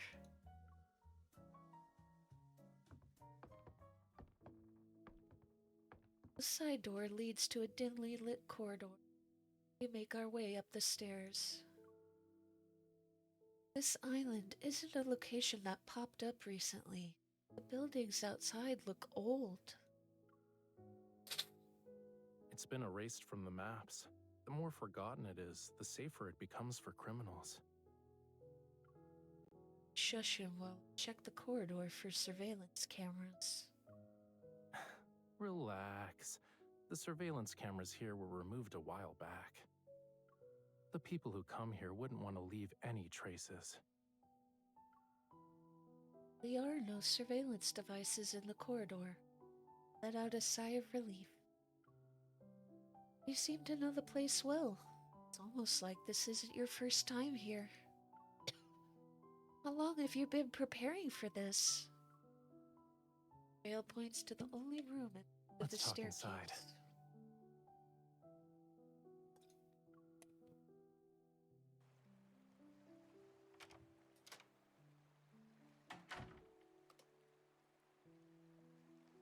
A light bulb flickers weakly in the humid air. Peeling wallpaper from the cramped corners falls softly as the door opens and closes. The sea is near the window, but it blends seamlessly with the night. Only the sound of rising and falling waves traces its outline. The decorations are practically vomiting rainbows downstairs, but the upstairs area shows this place's true colors. I turn on the bedside lamp, but the bulb flickers a few times before going out. Guess no one really wants to stay on this island long term.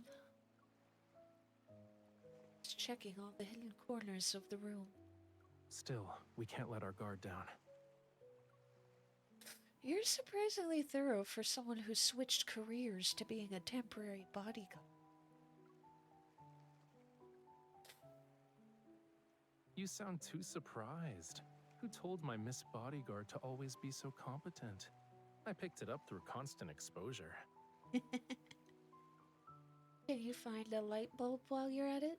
Then we won't have to fumble around in the dark when we get up later. One already exists. I go to the balcony. What appears before my eyes is a cluster of hazy lights. Silver light flows around a jellyfish as it floats in a fish tank, its luminous tentacles akin to delicate strands. Lunithread lantern. What? That's the name of this species of jellyfish in Lemuria. Its light is gentle even at night. Lemurians sometimes guide them into their homes as ever-changing decorative lights. Touches the glass, and the jellyfish, as if hearing a summons, slowly glides to where his fingertip rests. Look, Jellycat! I wonder who brought it here and how long it's been. Maybe they're already gone. His nonchalant tone reminds me of the man who was taken away at the pub entrance earlier. That intention detector downstairs, is it real or fake? Never heard of technology like that, even at the association. It's just to scare people. Speaks. He carefully moves the fish tank to the windowsill beside the bed. The thing that can sense intentions is an evolver hiding in the shadows. But nothing happened when we passed through. Maybe that's their way of approving our acting skills. The club draws in too many people with questionable backgrounds, so whenever someone comes or goes, they unknowingly get inspected. Don't let your guard down moving forward, Miss Designer. Wouldn't Raphael's purpose for visiting the island also count as dangerous? Not sure if asking questions would affect. So I stay silent and pull him down to sit next to me on the bed. What's the matter? It's nothing. I think the bed is a little narrow. Don't sprawl out like a starfish and push me off when you're asleep. Don't worry. I'm Mr. Bodyguard now. My duty is to protect you at all times.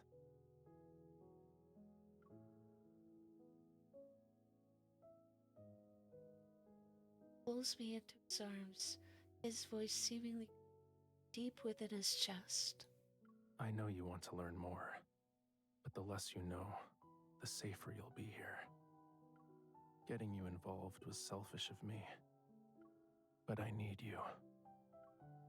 He looks at me, the determination, trust intertwined in his eyes. He suppressed the questions in my heart. If your plan is going to take a lot of time, then you should bring me along. Place my hand on his chest. I don't want to be separated for so long. Through his clothing, I can feel his heartbeat and warmth beneath my palm.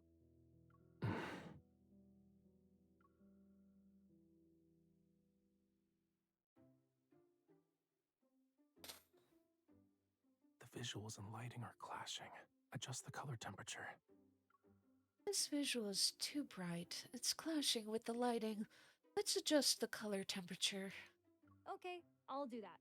Let me know when you think it looks right. Club's newly constructed stage, I direct the technical setup with Raphael's secret assistance. Okay. It looks good now. Do the same thing to the other visuals. You sure know how to generalize. Your performance is sloppy. Well, maybe this is the rhythm the Polar Knight should have. What matters is that you can keep up, miss. One of the club's backup dancers and a guest move to chat beside the stage. The guest makes a gesture for the number 8. Is this enough to keep up with the rhythm? The dance will end with the Polar Knight. I'm afraid you'll need to add another digit. Do you know why this club needs so many backup dancers? I recall the backup dancers in the main hall. Rather than performing on stage, they seem to spend more time navigating through the crowd. Are they also part of the deals? Actually, they're relaying information. The people who come here have extraordinary identities and possess unusual things. It's safer to have someone relay messages between them. Information you have about this painting? It's time to find a few mouthpieces.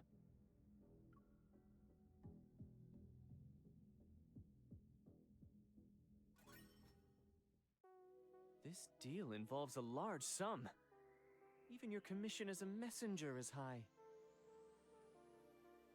If only we could always have a Polar Knight. There would be an endless stream of people coming to the island to discuss business, and we'd earn so much more. No matter how much you earn, it's still electronic. When they say it's worthless, it becomes worthless. You better exchange it for something that holds its value. In the lounge, I strike up conversations with the backup dancers. I pretend to be curious. Earn money on the island. What do you exchange it for that'll hold its value? It's only a little bit. Aside from cash and gold, what else can we exchange it for? Only the wealthy people on the island compete to buy antiques and paintings. What about new paintings by famous artists? Do they sell well? That depends on whose it is. Raphael? The backup dancers lean in. Raphael? He's the most sought-after artist here. His previous paintings were bought at high prices the moment they arrived at the club. The backup dancers who acted as messengers back then earned substantial commissions. Do you have it? Let us take a look. I haven't seen Raphael's authentic works yet. The backup dancers' greedy yet suspicious gazes shift toward me. Raphael puts himself in front of me. You don't need to see the painting. As long as you can help us, everyone will get a share of the commission once the deal is made.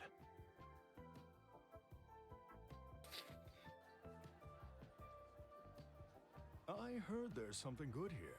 Can I take a look? Money isn't a problem. Of course.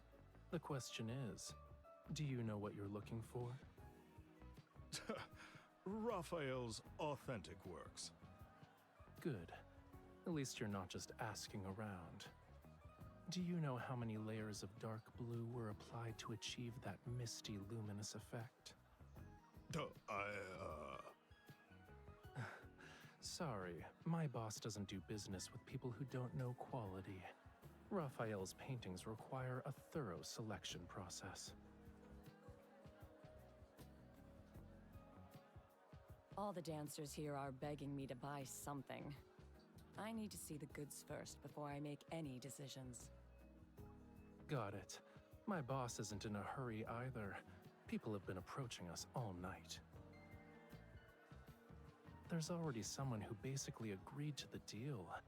If you want to outbid him, it'll probably be difficult. In this club? Sorry, I can't ignore the privacy of future clients.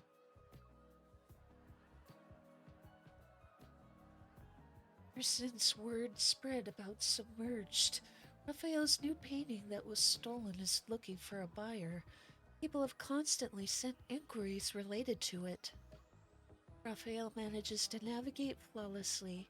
He alternates between arrogance and sincerity, and manipulates every inquirer like a puppet master. It's been several days now. Merlin still hasn't shown up. Are you tired? Your eyes have glazed over. No, I don't often see you like this. I was captivated when I watched you.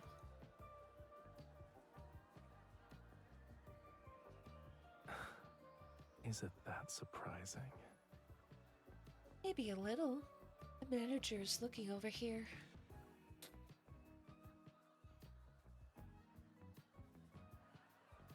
I lead Raphael to the backstage area and adjust the edge lighting. The target you're trying to lure in is more cautious than expected. Yeah, but the island isn't that big. The news should have reached him by now. All that's left to do is wait.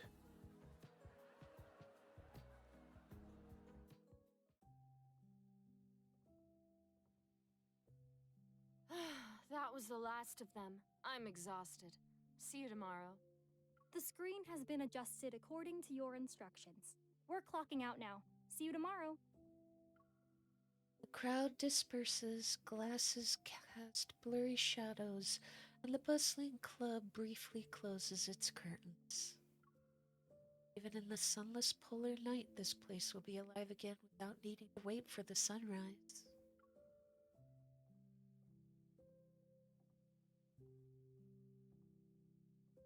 Raphael, what time is it?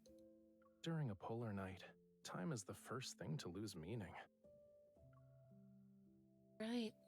I can't even remember how many days have passed since we arrived here. Noticing the new equipment on the stage is the only way I can keep track of time. Okay, now that's actually kind of depressing. This isn't good. We're not here to work.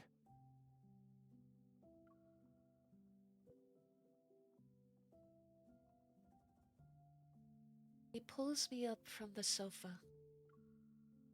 Is Mr. Bodyguard going to forgo his duties for a while?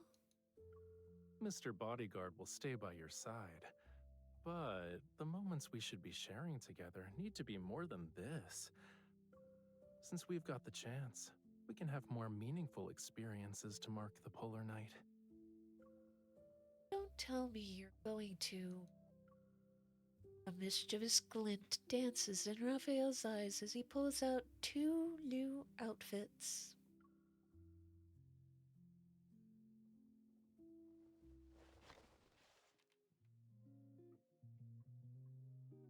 Dressed like that, you'll be the most captivating dancer here. But I only care about my dance partner's gaze. How are the stage effects? Do you want to check them out, Miss Designer? Step onto the center of the stage, and the flashing lights overhead seemingly become dancing flames in my swaying vision. The floor beneath our feet vibrates with this fierce rhythm. To the beat of the drums, we move closer, amid interwoven lights and shadows. We pass each other only to move closer again.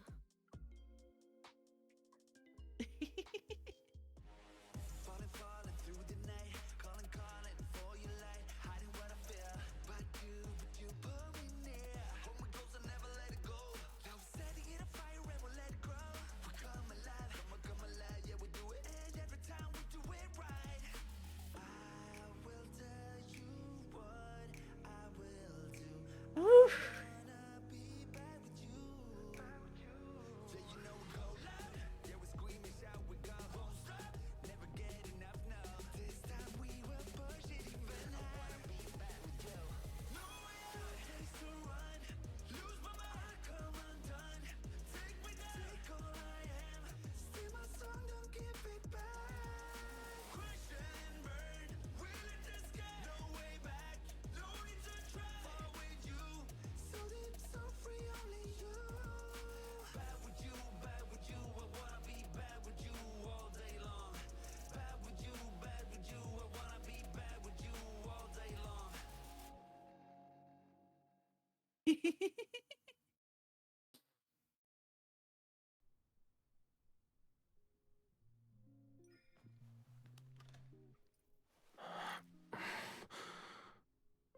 You know, the way you danced was different from normal.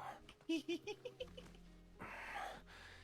really makes me want to do something else with you. It'll be dangerous.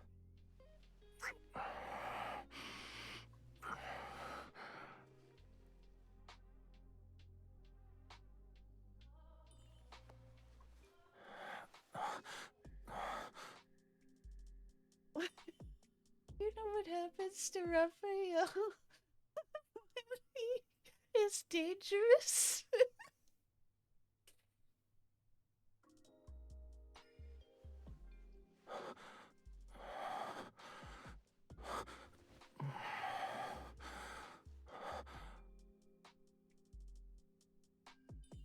Tell you when we return to our room.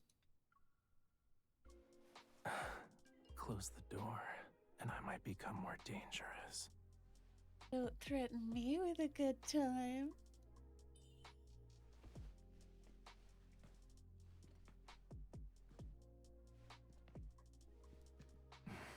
Do you always go up the stairs this slowly? Maybe you're the one to blame. That's not necessarily a bad thing. Let me see just how bad you can be, okay?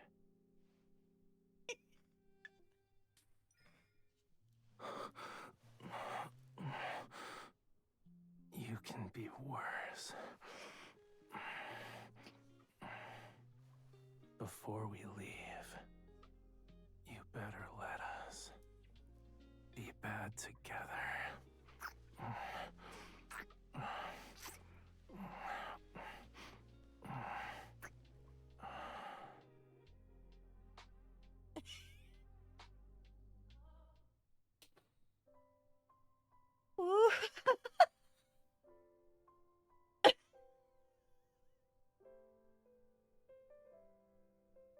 Yes!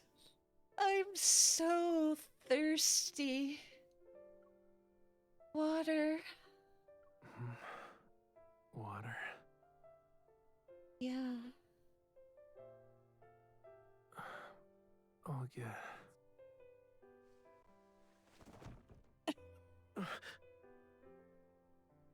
You okay? Raphael? The sudden commotion instantly jolts me awake. Raphael is lying on the floor and we awkwardly stare at each other.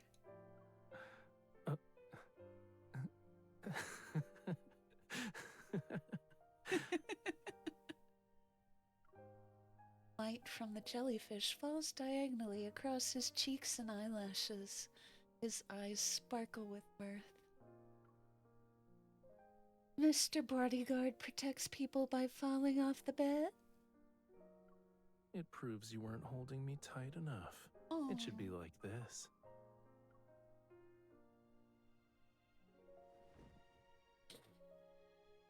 Grabs my outstretched hand and pulls with a bit of force. I tumble into his arms and he holds me tightly. Raphael? We've been inseparable these past few days, but it feels like we haven't really been together. All because I have too many things on my mind. Better if I didn't know any of that stuff? Yeah? Before, I thought that was how it should be, but it feels different now. Not being able to share things with you. It's like something's missing. No, it's more like a lot is missing. I miss you. Miss you too. Faint vibrations from the music drift up from downstairs. The restless energy of the club is seemingly endless.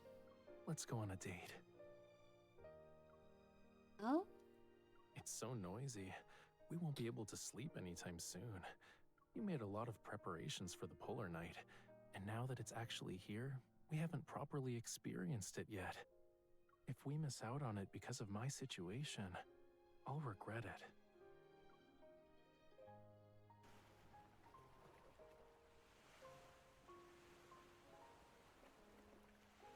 Passing by increasingly sparse, run-down buildings, we quickly reach the seaside. The empty beach is silent aside from the tide. Our ears, saturated by the club's cacophony, take a moment to adjust. There are a lot of people on the island. Thought they'd go to the beach for their vacation. I didn't expect this to be the quietest place. A beach where you can't sunbathe isn't exactly appealing for humans. Says who? The beach during the polar night is different. The night sky displays bands of light similar to an aurora. They drift at the horizon where the sea meets the sky.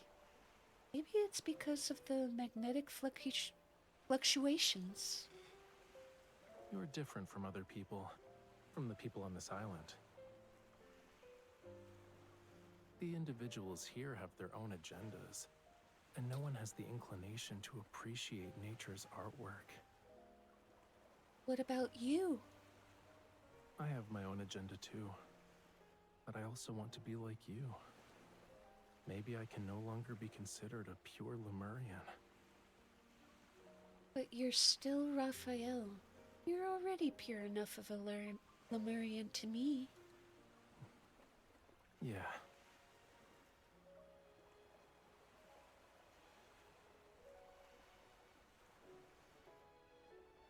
He wraps us both in a blanket he brought along.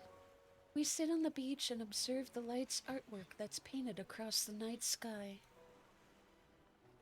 If we stayed in Lincoln City, we would have seen this at White Sand Bay, right? The lights won't be as visible in a bright city. And watching the sea on this island counts as fulfilling my polar night date. It's a pity I didn't bring the ever-warm Huggy Blinky. I can fill in as the blankie. As for the portable nightlight that's meant to attract octopuses, He turns and places a warm, gentle kiss on my lips. I'll make you a Raphael brand one now.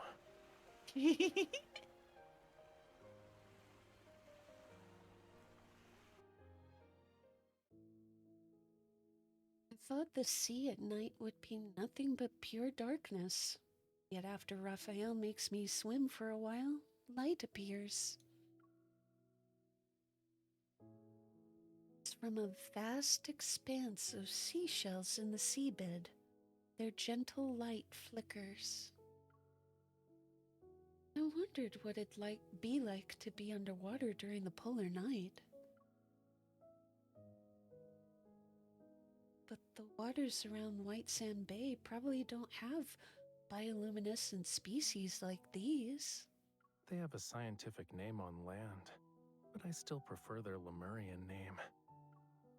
He folds a wide, soft piece of seaweed into a container and has me select some glowing seashells, placed inside. They're gleam drops. Their surface is as clear as glass, right? These seashells are unique to this area. I heard that Lemurians who passed through here would bring some back for their children. Why? Is it so they could use them like marbles? The kids would drop a seashell every so often as they swim. If they ever got lost, they could follow the seashells back home. There are also fairy tales on land about using stones to mark trails in the forest. The ocean and land are surprisingly similar in this regard. Lowers his gaze, his face highlighted by a soft glow. It's from the seashells he's holding.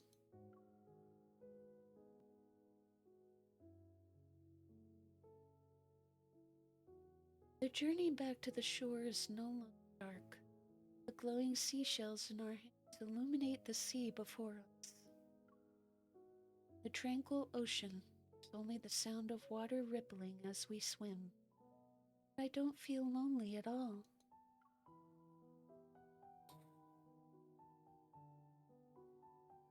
Raphael, let's find time to explore the entire island before we leave.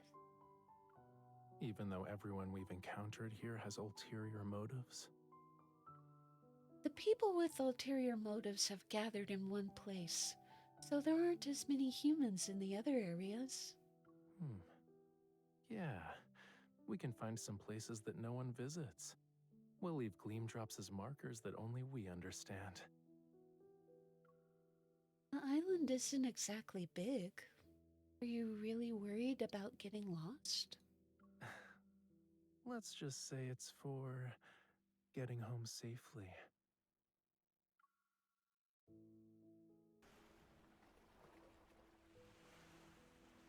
Although the polar night dilutes our perception of time, stop time from passing. Raphael is still handling inquiries from buyers who aren't our target. But aside from that, the remote areas of the island have gradually been marked with gleam drops.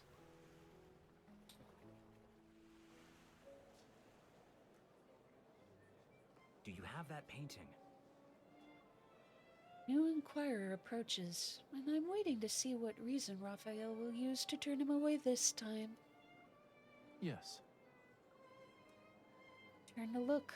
Raphael is calm, but his composure is unusual compared to his previous reactions. Erwin?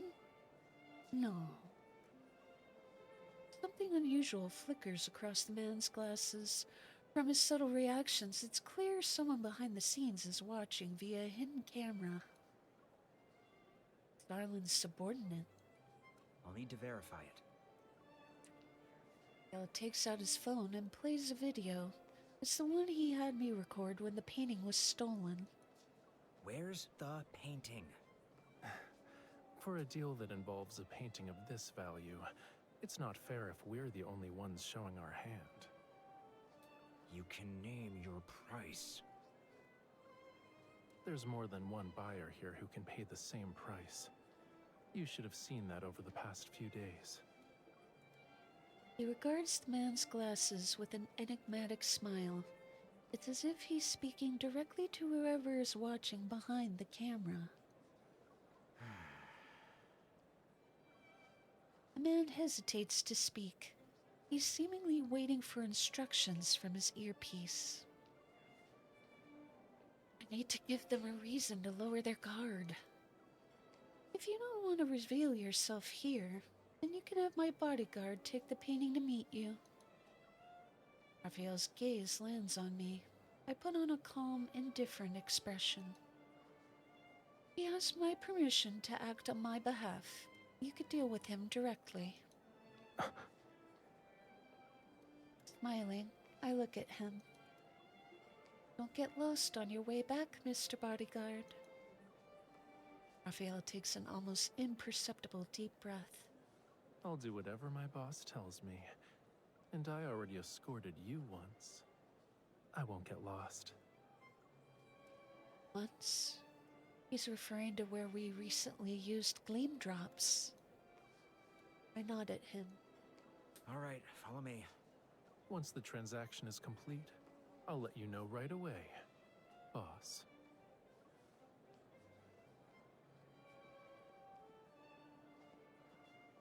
After Raphael leaves, I pretend to be relaxed and continue adjusting the lights on one side of the stage.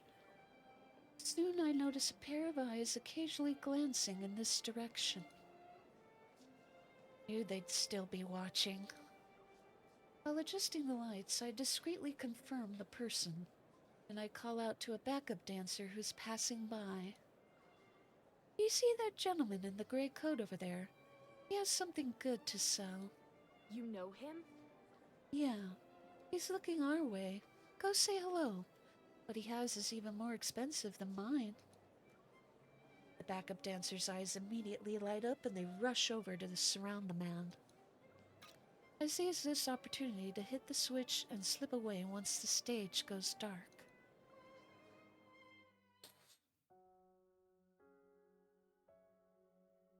The place where Raphael and I last scattered gleam drops is a ruin deep within the island. When I arrive, a small cluster of seashells glimmers with a faint silvery white of the dim moon. Raphael isn't here yet. Huh? I turn around to find a thin, frail child timidly looking at me. Raphael told me to find you. My name is Vaughn. I crouch down and see his clothes are tattered. His exposed skin is covered with scars. Where did you come from? A bunker. There were so many guards.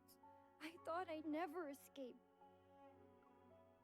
Ease begins to grow in my heart, but then a familiar voice echoes in my mind. Getting you involved was selfish of me, but I need you. What else did Raphael tell you? He said you'd take me home. Yeah, we can find some places that no one visits. We'll leave gleam drops as markers that only we understand. Let's just say it's for getting home safely.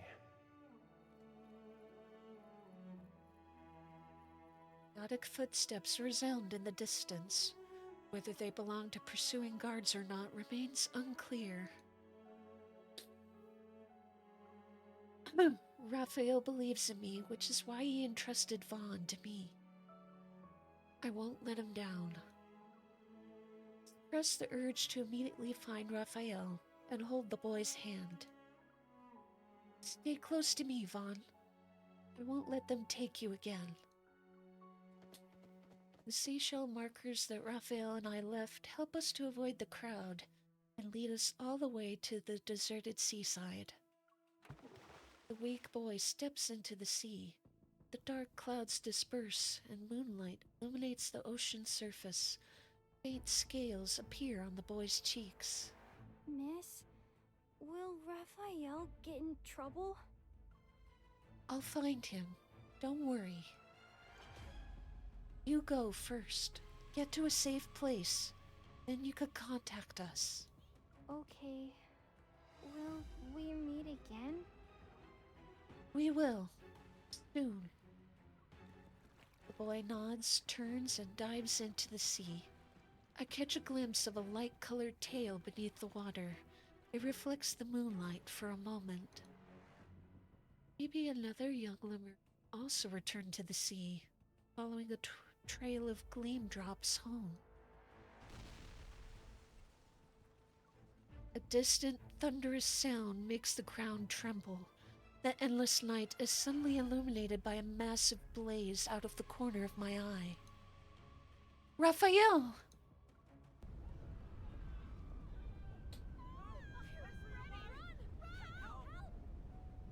Fire spreads rapidly, and the sky above the island is bathed in crimson light.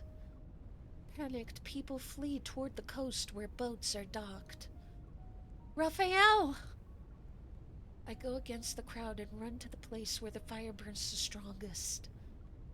The flames are like crimson waves that devour the pitch-black sky. A familiar silhouette slowly takes shape in the sea of fire. It's like a shadow forged from flames. Raphael! I'm okay. What about you? I'm fine. Vaughn has already returned to the sea. Thank you. Are you okay? Lottie was relieved, but Raphael's expression seemed somewhat distant.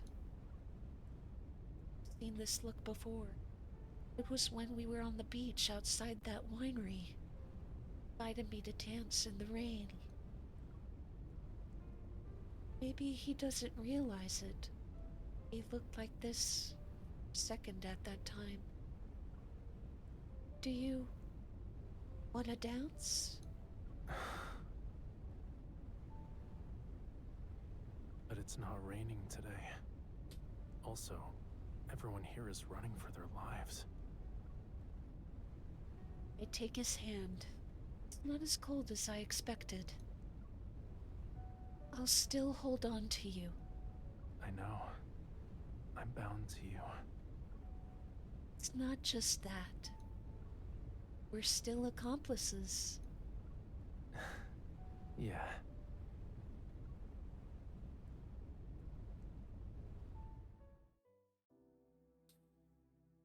Who stole our boat? By the time the fire is extinguished, it seems like everyone has already fled. The air is filled with the acrid smell of smoke and ash. We returned to the club because we want to transport the fish tank to the seaside, the one with the jellyfish. These waves are bigger than before. The polar night is probably about to end. The seawater has also been affected by the magnetic field fluctuations. I had a fully thought out plan, but I somehow overlooked the possibility of our speedboat getting stolen. What kind of people are even on this island? This shouldn't be a problem for Lemurian, though.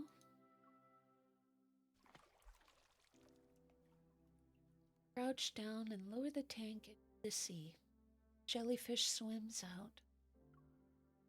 Raphael watches the jellyfish's glowing body actually disappear beneath the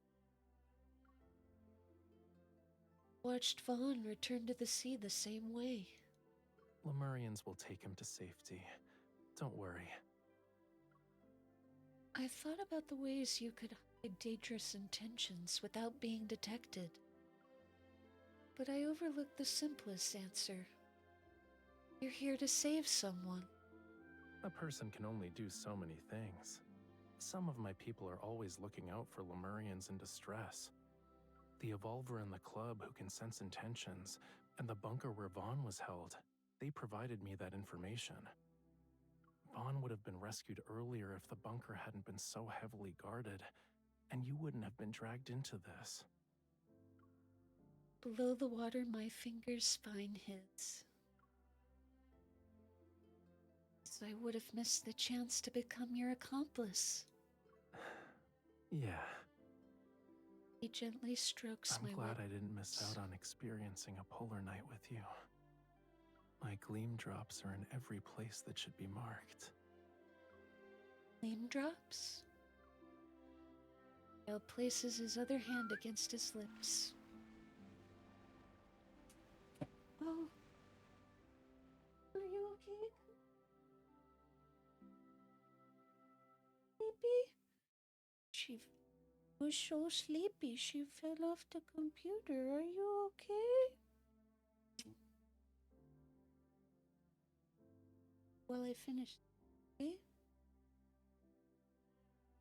Silvery white light glows under the ocean's surface. Schools of luminescent jellyfish, a slowly churning galaxy, drift closer amid.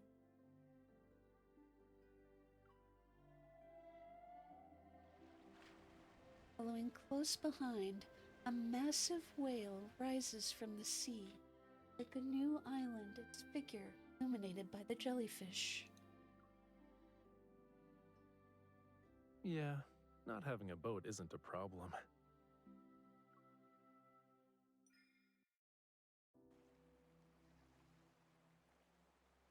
Raphael takes my hand and leads me into the ocean. We sit on the whale's broad back. It'll take a while for us to return. I have plenty of time to wait for you to finish what you were saying. What I was saying? Where else did you leave Gleam Drops? Was it when we were together? The sea shimmers with light because of the jellyfish, and the reflection of his smile ripples out with them. I left them at this very moment, in every moment I've spent with you. Do you get it?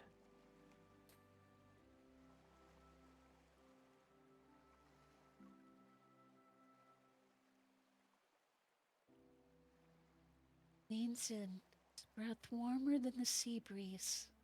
If a Lemurian is lost in his hatred one day, then the gleam drops in his life will guide him back to where he came from.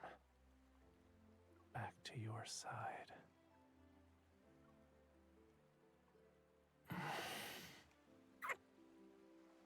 Seawater gently flows over bodies as the whale slowly dives into the sea. We're back on the path we took to get here. I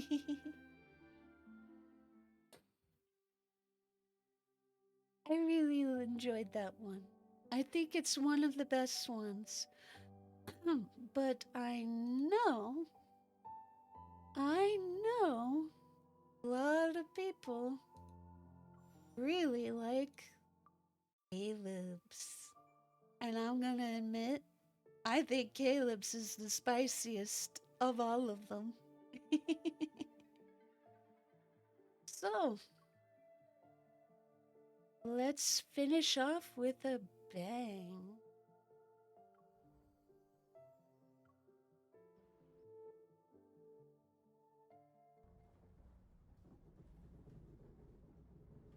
Magnetic disturbances caused by the deep space tunnel's instability have triggered a temporary polar night in Lincoln City and nearby areas. It's expected to last for 2 weeks at most.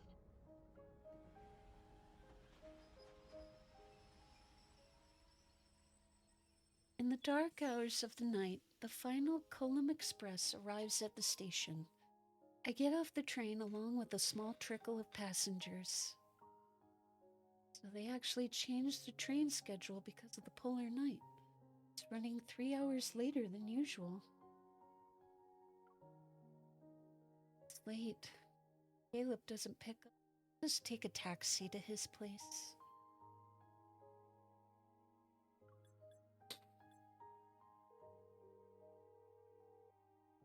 As the call connects, I glance at the exit. A paper airplane suddenly flies past my eyes. It's folded like a miniature fighter jet. If the train had been any later, I would have turned the paper plane into a space battleship.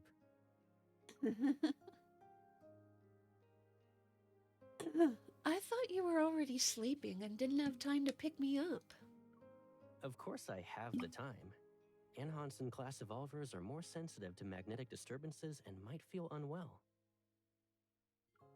I read the Evolver Health Handbook from cover to cover. You're my #1 priority right now. I pretend to cover my ears. Captain Jenna already told me all of that before I left. I don't need you to repeat it like a recording. You're already suffering from nagging? I've got plenty more where that came from. I won't say it, though.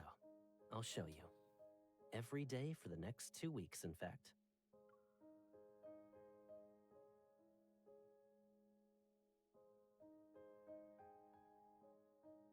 He reaches for my wrist, gently takes my hand, and guides me into the crowd that's heading toward the exit. Let's start with not staying up late tonight.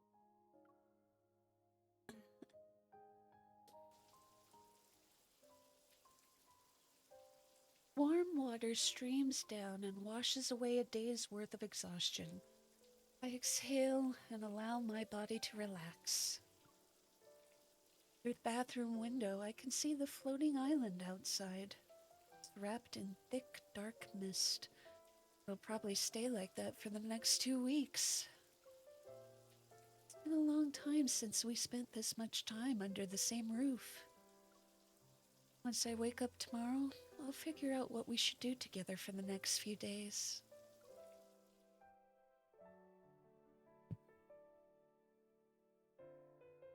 After drying my hair in the bedroom, I suddenly remember my phone might still be downstairs. Put on my slippers and go look for it. The hallway is quiet. Lights are still on and a soft radiance greets the frosted glass of the bathroom. I slide the door open. You...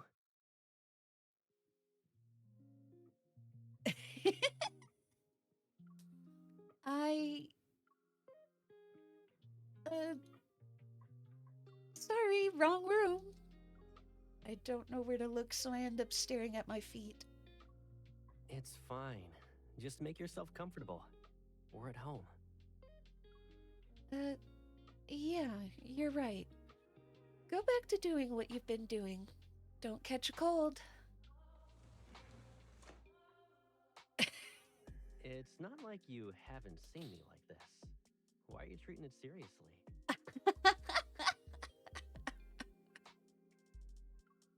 You don't exactly get used to things like this. And it's not like I watch you shower all the time. Uh-huh. Anyway, be careful when you open doors next time.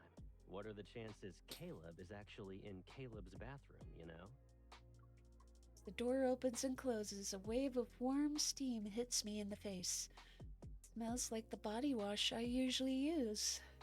I put your phone in the living room to charge. Don't stay up too late. The sound of dripping water is carried through the quiet hall. It's soft, irregular. It somehow makes my mind a little disoriented, which it definitely is right now. Got it.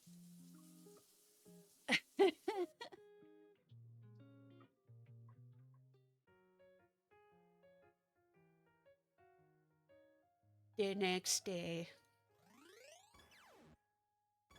Projector screen lights up with a burst of color.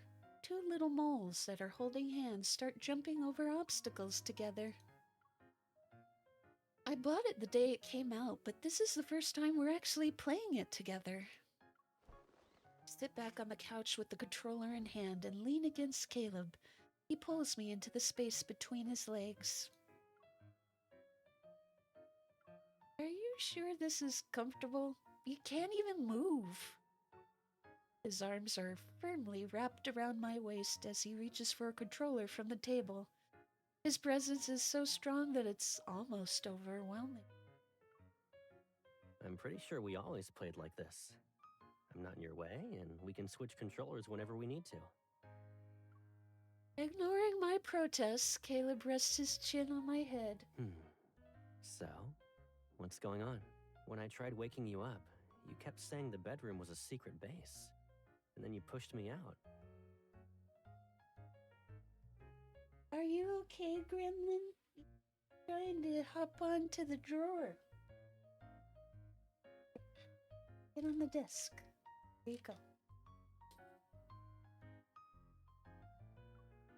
You've only been here for a day. Did you hide all your secrets overnight? Yep, that's exactly what I did. And you're not supposed to just barge into my bedroom, okay? What if I was doing something private? Oh? What exactly are you doing that requires you to hide from me? Aren't we here to play a game? Yeah. Eyes on the screen. Time to choose your character. My gaze returns to the screen, but my thoughts keep slipping away even with the cheerful music playing. When you reach this position, start charging up. Something soft brushes against my ear. I'm dazed for a moment and the mole I'm controlling falls off the platform again. Tired? Do you want to stop here and rest for today? His arms are still wrapped around me and he makes no move to let go. I can feel his warm breath against the side of my neck. The room is quiet. Something unspoken starts to build between us. It's floating in the air. You're really warm. The AC might be set too high. Or maybe I got anxious while watching you miss the platform multiple times. Really? Then I'll lower the temperature. Let me go. Put down the controller and pretend to get up. I place my hand on his arm as if to steady myself. I wanted to give it a gentle squeeze, but his skin is hot. Caleb, I feel like you actually have a fever. You're being paranoid. I probably just stayed up too late last night. You should get more sleep. Huh? If I can say anything else, he lets go of me and stands up. I'm also tired. I'll go wash up.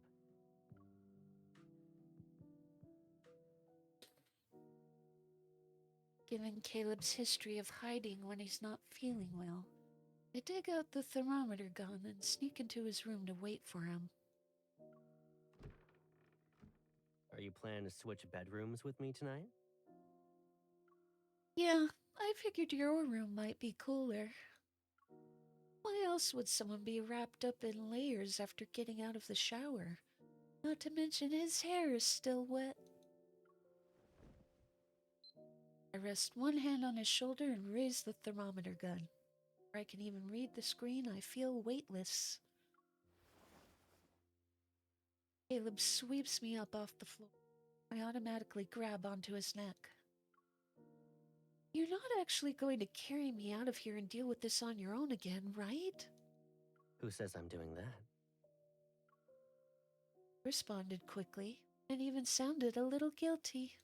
You think I shouldn't react to the gun you're pointing at my head? Besides, you didn't say I had to stand still.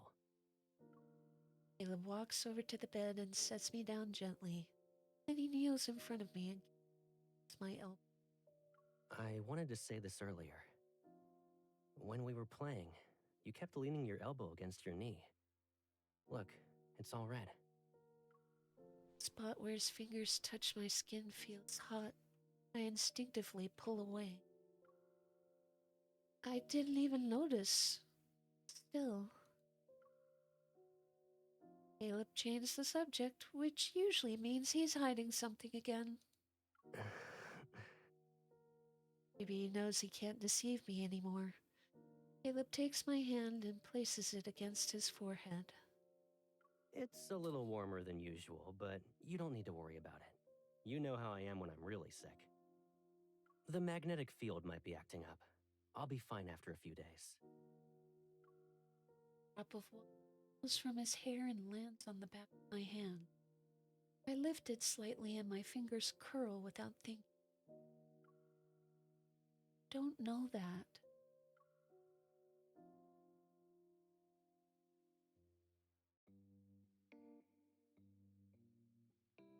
Caleb insisted he was fine. I still called the fleet's private physician to check on him.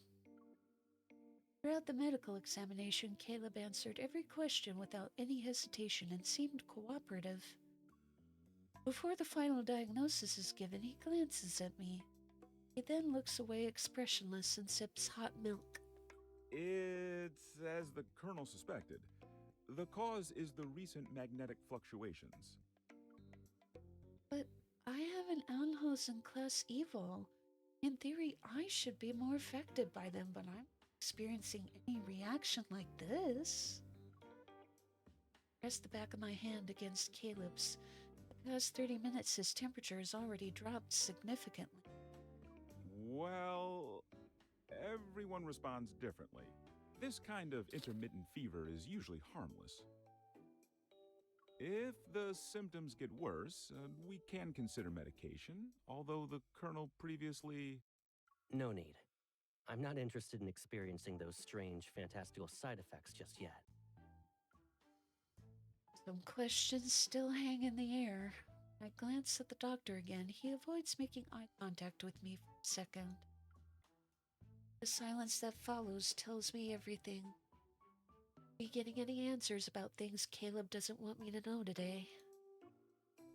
Can we use another way to ease the symptoms? Assuming this happens again? Try going outside more often. Anything can help take his mind off it. A change of scenery, some movement. Are you sure that actually works?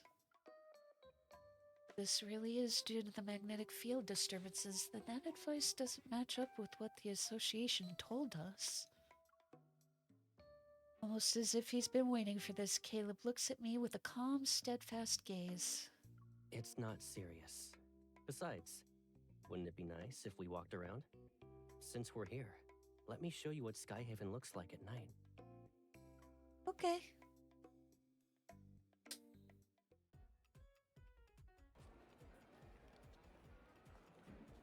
The cloud boat arrives at the platform. I don't even need to look up to see the giant illuminated billboard above us that's advertising a polar night flight. Farther up, transparent tracks curve through the air above the city. Silver sliding cars shoot past as people scream in excitement.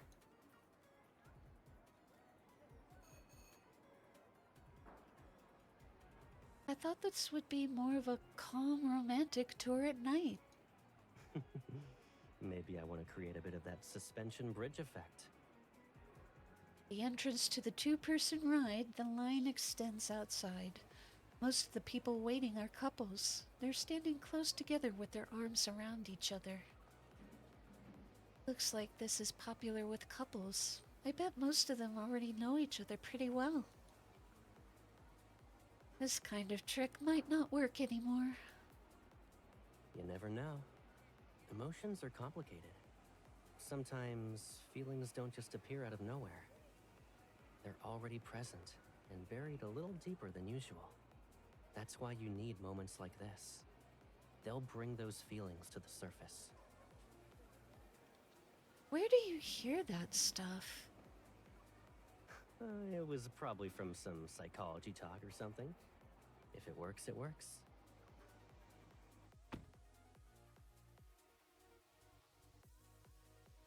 We finally reach the front.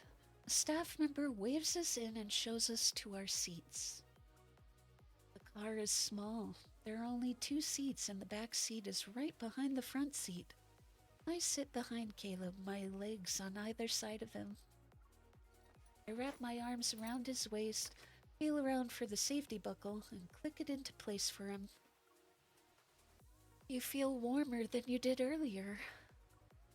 Don't tell me it's the magnetic field again. I might be nervous. I've never done anything like this before, you know. Ah, yes, our ex-DAA top pilot is nervous. Up ahead, the lights on the track switch to green. I hold Caleb a little tighter and rest my cheek against his back. Guess I'll have to make sure you feel safe. If you stay that close, you might hear how fast my heart's racing. Just don't let go, okay?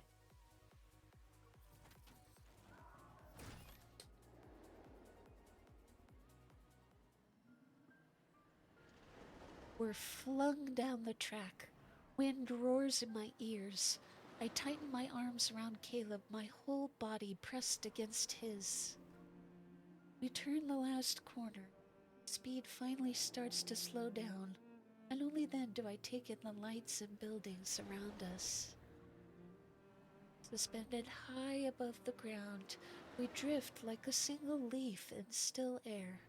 We're floating over a sea of steel and neon. Your hair is a complete mess. Someone might think a bird is using it as a nest. Caleb turns, brushes away the loose strands from my cheek, and then tucks them behind my ear. His breath softly glides across my face. Yeah, right. How would a bird even get here? They're around. Look up if you don't believe me. I look into his eyes. He's watching me closely. A second passes before I slowly tilt my head up. Something soft brushes against my cheek. I reach up and feel a petal. You need to go a little higher. Look at that tree. The branches, the leaves rustle, and petals begin to fall. They scatter around us like a flock of birds taking.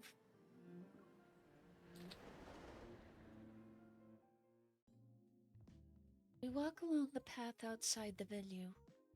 Both sides of the street are lined with blooming flowers, and many of the nearby shops have put up signs for Polar Night specials. Welcome. Oh, Caleb! As soon as we step inside, a man behind the counter quickly straightens his collar and hurries over. You know him? Calmly glances at him before nodding. We met a few times. Same high school, but we were in different years. You probably don't remember him. Come on, there's more to it than that. I used to play in a band with some friends. Caleb helped us out big time back then. I haven't seen you two since graduation. Are you busy right now? Why don't you stay and have dinner? We can catch up. Cut to the chase. And immediately puts on a dramatic, pleading look. Caleb, I need your help!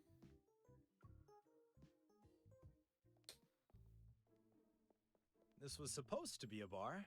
When we were planning it, we set aside some extra space. Later on, I figured that since we went for a double height ceiling, it'd be a waste to not build a stage. At the far end of the room, the wooden stage floor shines. There's not a single scratch on it. I signed a contract for a well-known band to play here. We've already started preparing promotional materials for their debut. But today, the lead singer kicked a fire hydrant and ended up in the hospital. Luckily, I bumped into you two. Caleb, with that voice and presence, you'll be the perfect replacement. Spotlight from the side outlines Caleb's figure with clear lines. He turns and smiles at me. That was years ago. Their rock and roll club couldn't recruit new members, so they had me do some guest performances. More or less. Our recruitment numbers shot through the roof when Caleb got on stage.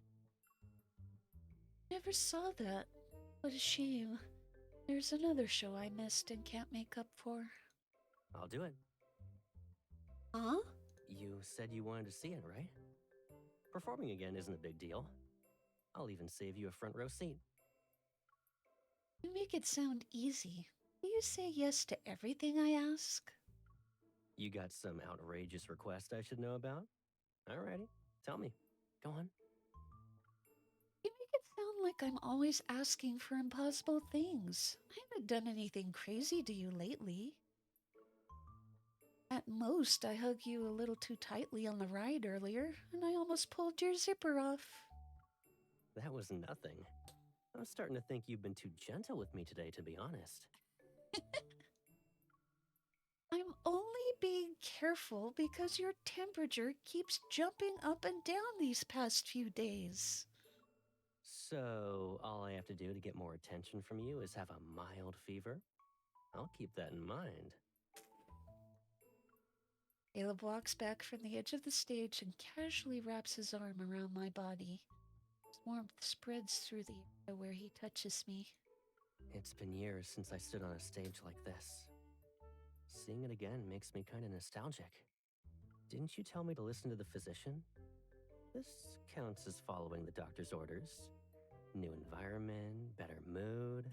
The nearby restaurant owner is relieved. Why don't we do a rehearsal tonight? You can try things out and get a feel for it.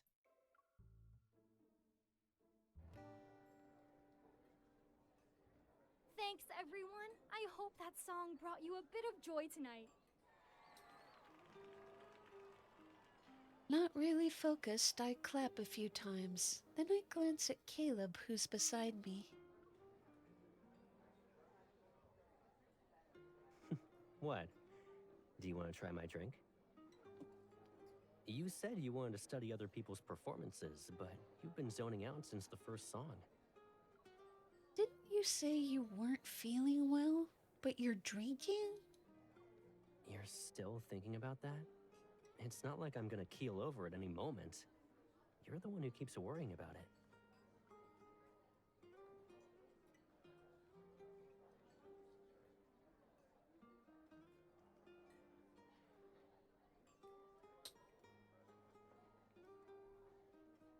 Takes my hand and presses it against the side of his neck.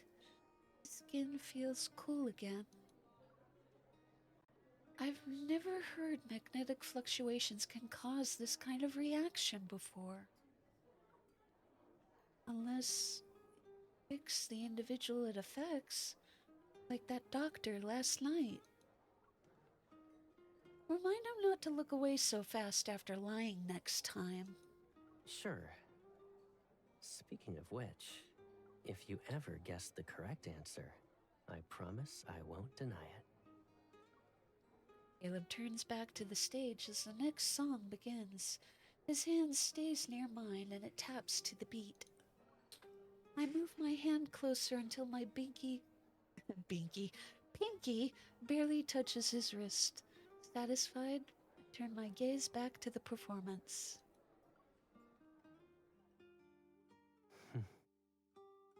No one else seems to notice, but in the dark I feel Caleb's fingers slide between mine, lift my hand. Copy what he was doing earlier. I tap the back of his hand to the beat. A slow love song begins. Caleb hums along, his voice low, husky, and soft. It's so close that it feels like he's whispering into my ear.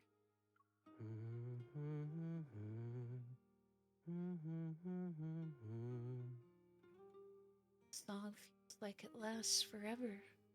I take a sip from the glass in front of me. It makes me warmer instead of cooling down. They really cranked up the heat. You're warm because you almost finished my drink without realizing it. Oops.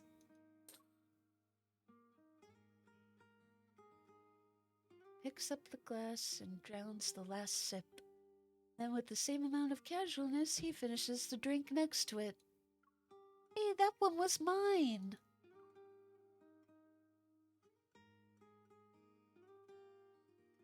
You're not completely drunk, but your face is burning up.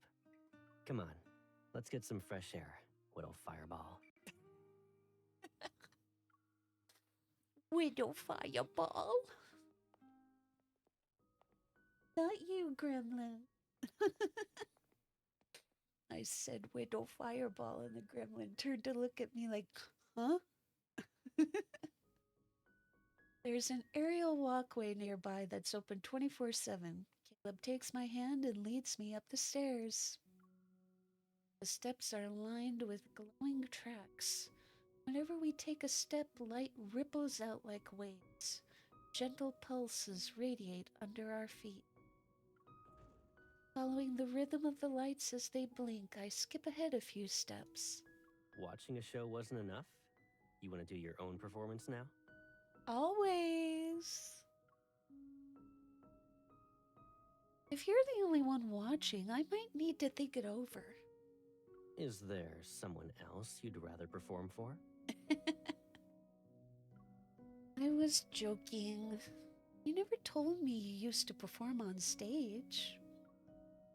You really did keep that secret from me since I was a kid. Caleb treads lightly as he matches the pace of the flashing brilliance under us. He catches up to me in a few strides. The shows were outside of school. Who brings a gal pal to a place like that? If you found out and I didn't take you, I bet you would have given me the silent treatment for days. And you're not worried about that now? Didn't we just leave that bar together? The night air feels colder. I grab his hand. Still, even as a grown-up, Caleb has one secret after another. Some things never change. You think so? I'll wait for the day when you come to me to verify the truth. Somewhere between our steps, one of us moves slightly out of sync with the blinking lights. A new ripple of light spreads across the walkway. Besides, we're older now. The things we consider secrets aren't really the same anymore.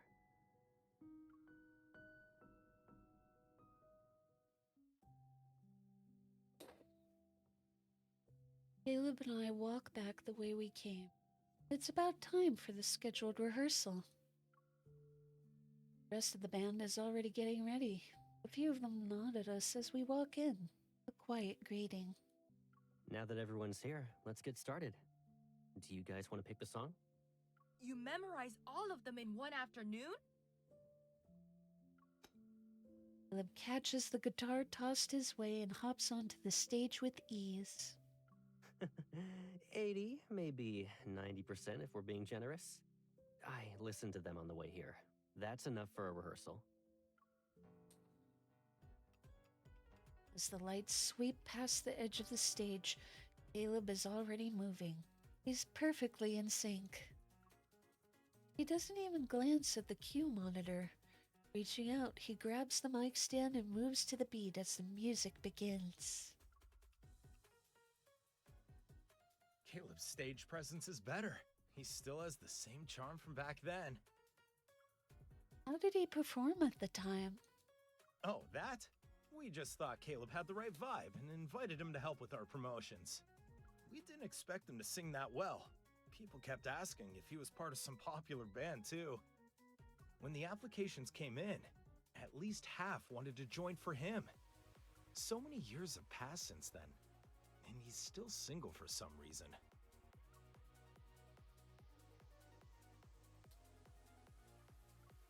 Maybe he already has a girlfriend?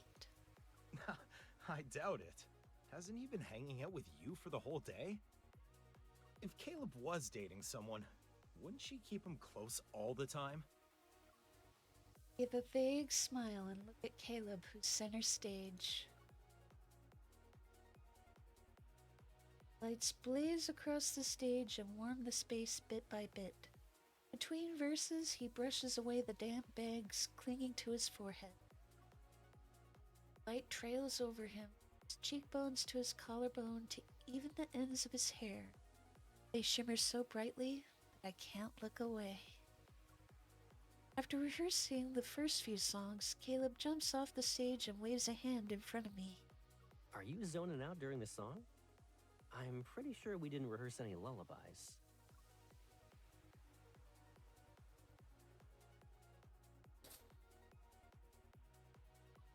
Caleb, what do you think about when you're on stage? Not much, to be honest.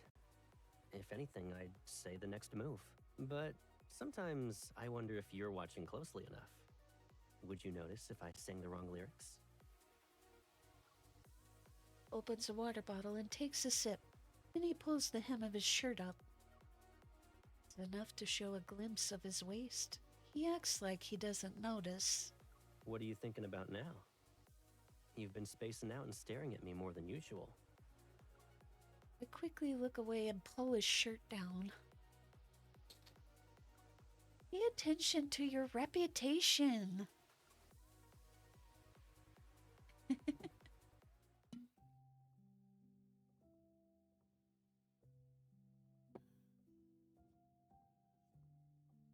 lately I haven't been sleeping well. It's probably because of the magnetic fluctuations. Even the tiniest of sounds puts me on edge. Caleb?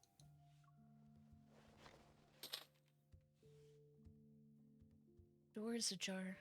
Moonlight pours in through the tall windows before breaking apart under the sound of footsteps. Caleb stands with his back to me. He's practicing a spin over and over again in front of the mirror. Sweat slides down the side of his face. I lean against the doorframe and watch him move up and down. Did he really lose track of time when practicing? Or is he unable to sleep, like me? After the first audition, Caleb was chosen by everyone as the band's temporary lead singer. He even cleared out a room at home so he could practice. Whenever he practices, I always sit as close to him as I can. But the closer I get, the more I feel the heat from his body. Can't ignore it anymore. Since when did we get the Thinker statue? I know, right? I just so happen to be worrying about something that's related to you, too. It really is my fault, huh? I'll take care of it.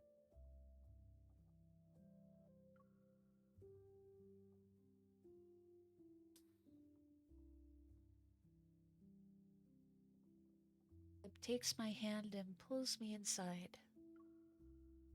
He touches me from behind. His hands, gentle yet firm, are on my wrist. His fingers tightly press my stomach. Wait, I don't know how to dance. It's easy, and you don't have to think about anything. Just follow my lead, like this.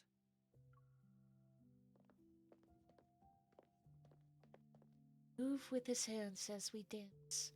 We glide, crisscross, and spin. Just as I'm halfway through a spin, he suddenly pulls me back. He smoothly returns to his embrace. There's no space left between us. His hands grip my waist, guides me to move farther away and come closer. Each move is so precise that it cannot go any farther.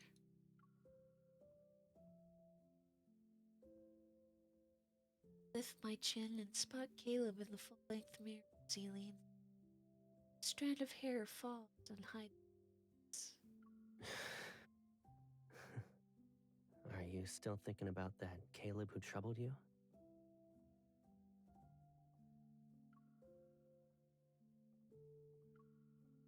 I shake my head and do my best to not look at how tightly he's holding me.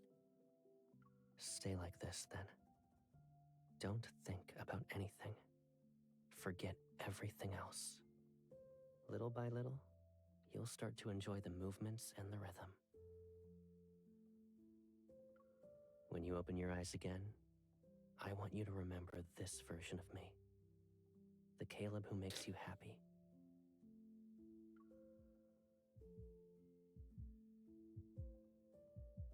It feels like it's slowly being pulled away. I feel a little dizzy and my hands naturally cling to his neck. Hand brushes against the area behind his shoulder. His skin is burning up. It's hotter than ever before. When are you going to realize what's happening to me?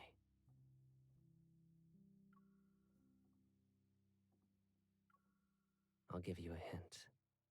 What's on my mind has never changed. I don't know when it'll show up, but lately it's been more restless. Don't worry. It's not something to be afraid of. He smiles before glancing down and smoothing out a wrinkle on my collar. A moment passes. Then he lets his hand fall to his side. I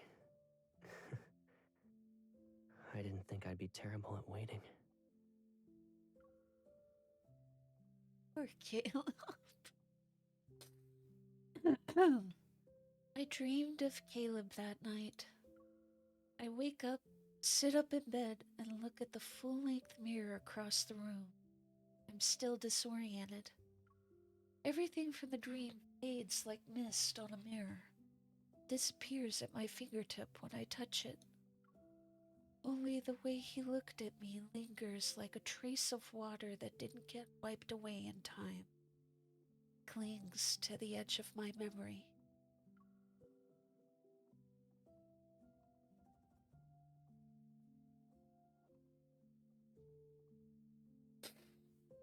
Dance became our little secret. Now that rehearsals are almost over, it's like it'll be locked away again. Moonlight still filters through the windows at night. It's every corner of the room. Always left standing outside the door. Every little touch, intentional or not, can feel the warmth between us rising, bit by bit. Only 2 days left before the polar night ends. Tonight, I walk up to Caleb's bedroom door and knock. There's a short pause, then the door opens from the inside. His gaze stops for a moment when he sees the oversized sweater I'm wearing. I was about to put up a lost and found notice, but it returned home all by itself. It's been getting colder lately, so I grabbed one of your sweaters. What a coincidence. That's my favorite sweater. Are you gonna give it back? Or are you gonna announce it's yours now? I let go of the doorframe and step back a little. Do you remember the game I brought for us to play? Let's finish the last few levels before I head back to Lincoln City.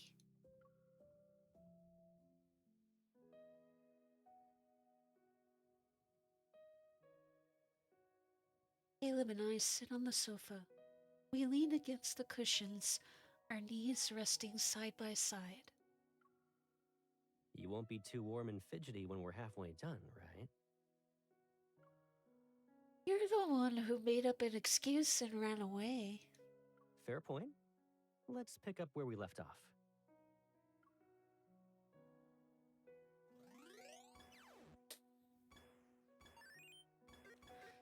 Soon after we start playing, my leg slowly moves toward Caleb.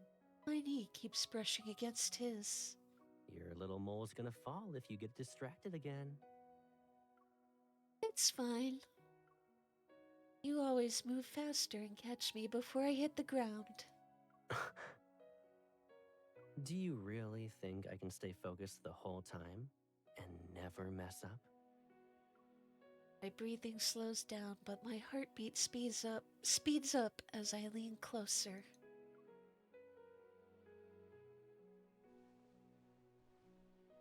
What if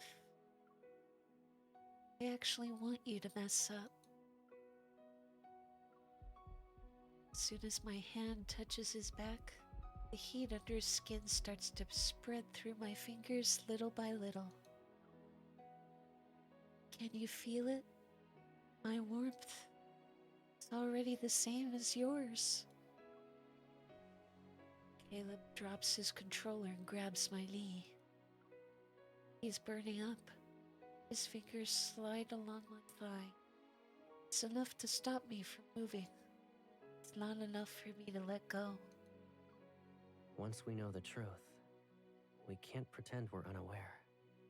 Is this what you want? My fingers wrap around his arms so I can hold him even tighter.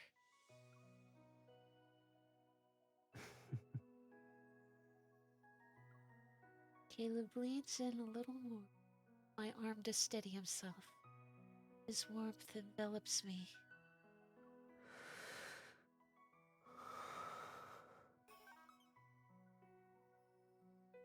Our breaths meet.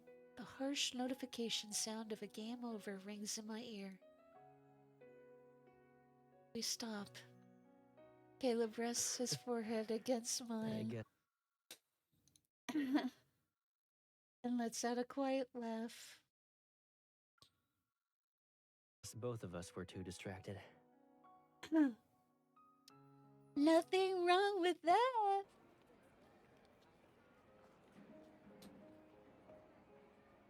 It's opening night. When I wake up, Caleb is already gone.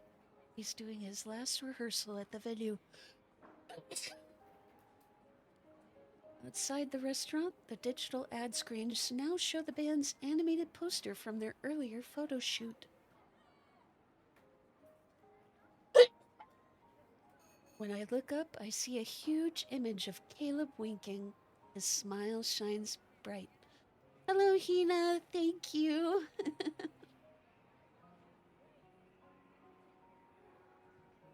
People are starting to gather in front of the poster. They chat and point. I turn and quickly head to the staff entrance. The figure on stage is already in costume. He's reviewing his final moves alone. With the drums beating, Caleb moves as if he's breathing with the rhythm. His steps are precise and steady. He's like a pulled string that tightens and loosens. The light above wraps around him. My eyes follow it downward, and suddenly, I don't want to just stand here and watch.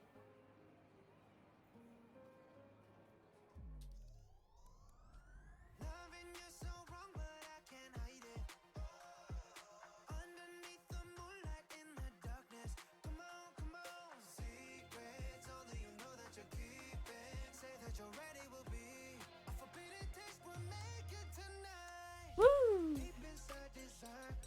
Oh.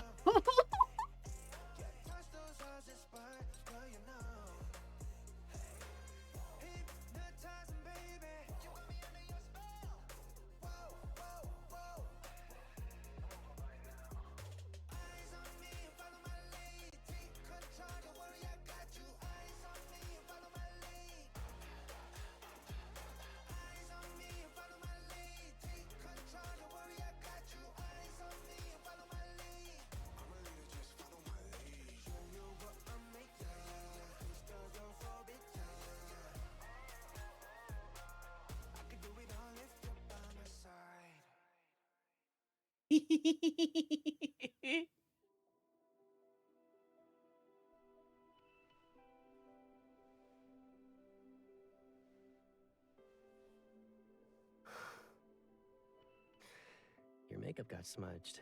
My bad.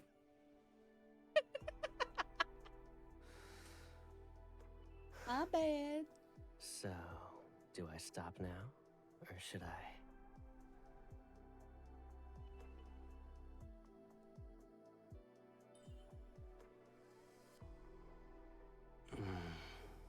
Yeah.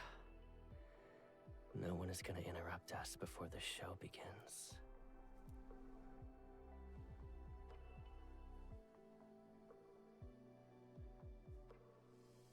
Can I mess you up a little more, please? Is it time to go on stage?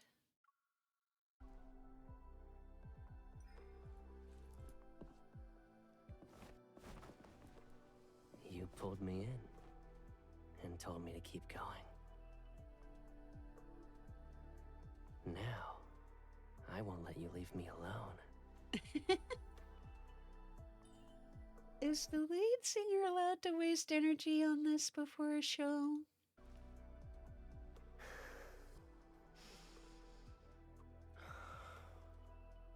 Looks like nobody's here. Go find the key.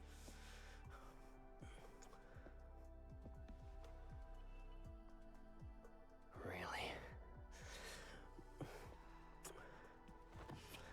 How can it possibly be a waste?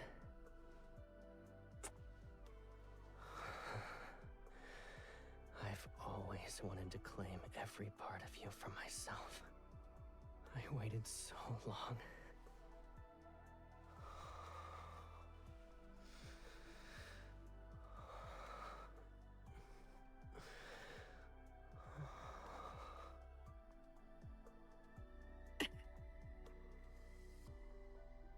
I'm not holding back anymore.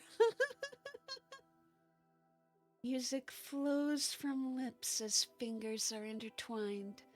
Feelings swell and grow. They speed up or slow down at times. The dressing room door opens. Unfinished melodies linger in the air. They echo inside our bodies. Tonight's big show has finally arrived.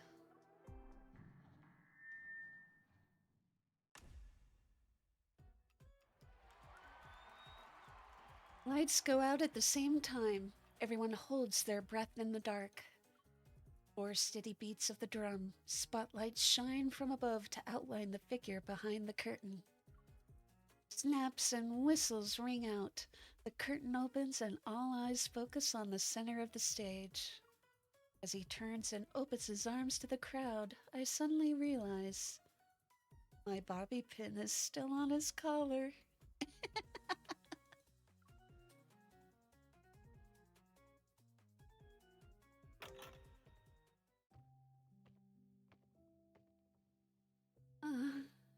Can't you walk on your own for a while longer? You're heavy. The debut performance went well. At the after party, Caleb got the most toasts and ended up a little tipsy. I turned down everyone's invitation to do karaoke and carried him home. Probably wake up with a headache if he sleeps like this. Lose my balance and we both fall onto the sofa.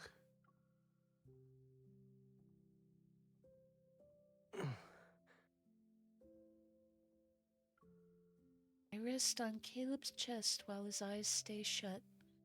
I pick off a piece of golden confetti near his neck. He acted like the perfect lead singer for the whole night, but he didn't remove all of the confetti. Here. I lean in and see there's a bit of silver glitter. It's probably from the dressing room. I assume I have some on me, too. I hum and poke the side of his neck. Still warm to the touch. You feel warm and your clothes still have stuff on them, so let me help you take them off. I sit up and start tugging at the intricate zipper on his chest. I'm only halfway done when he grabs my hand. You're suddenly being really helpful. I'm not used to it. It's too late to pull away now.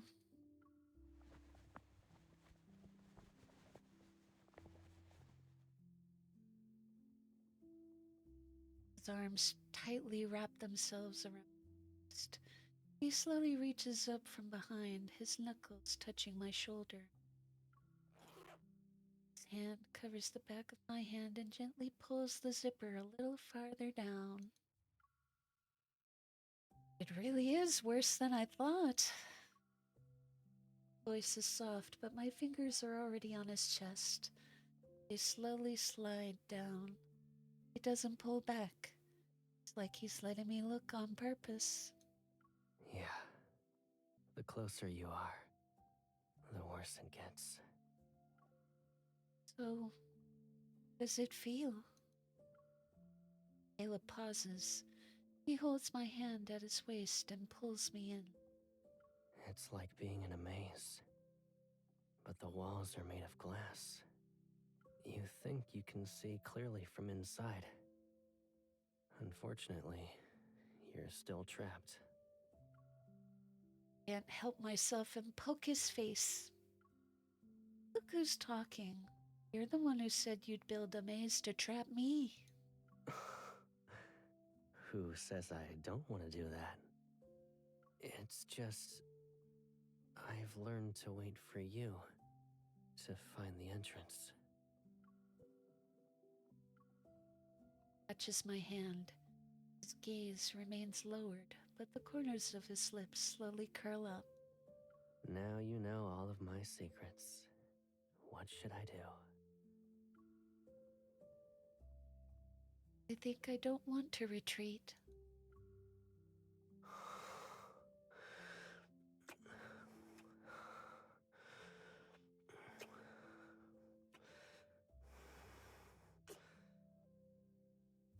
Whispering kiss says everything.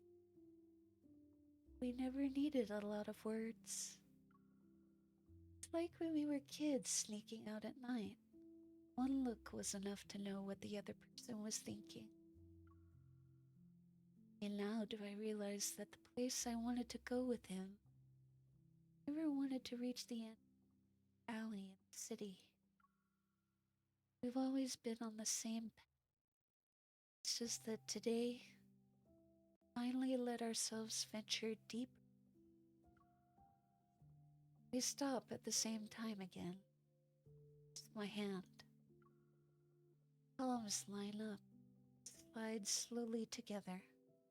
It's like we're tracing each other's shape without words.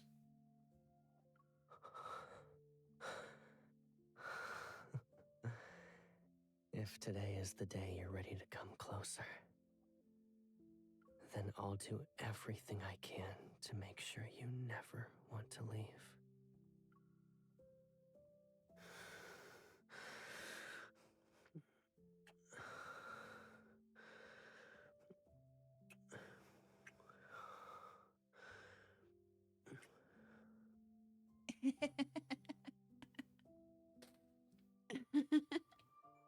You see what I mean?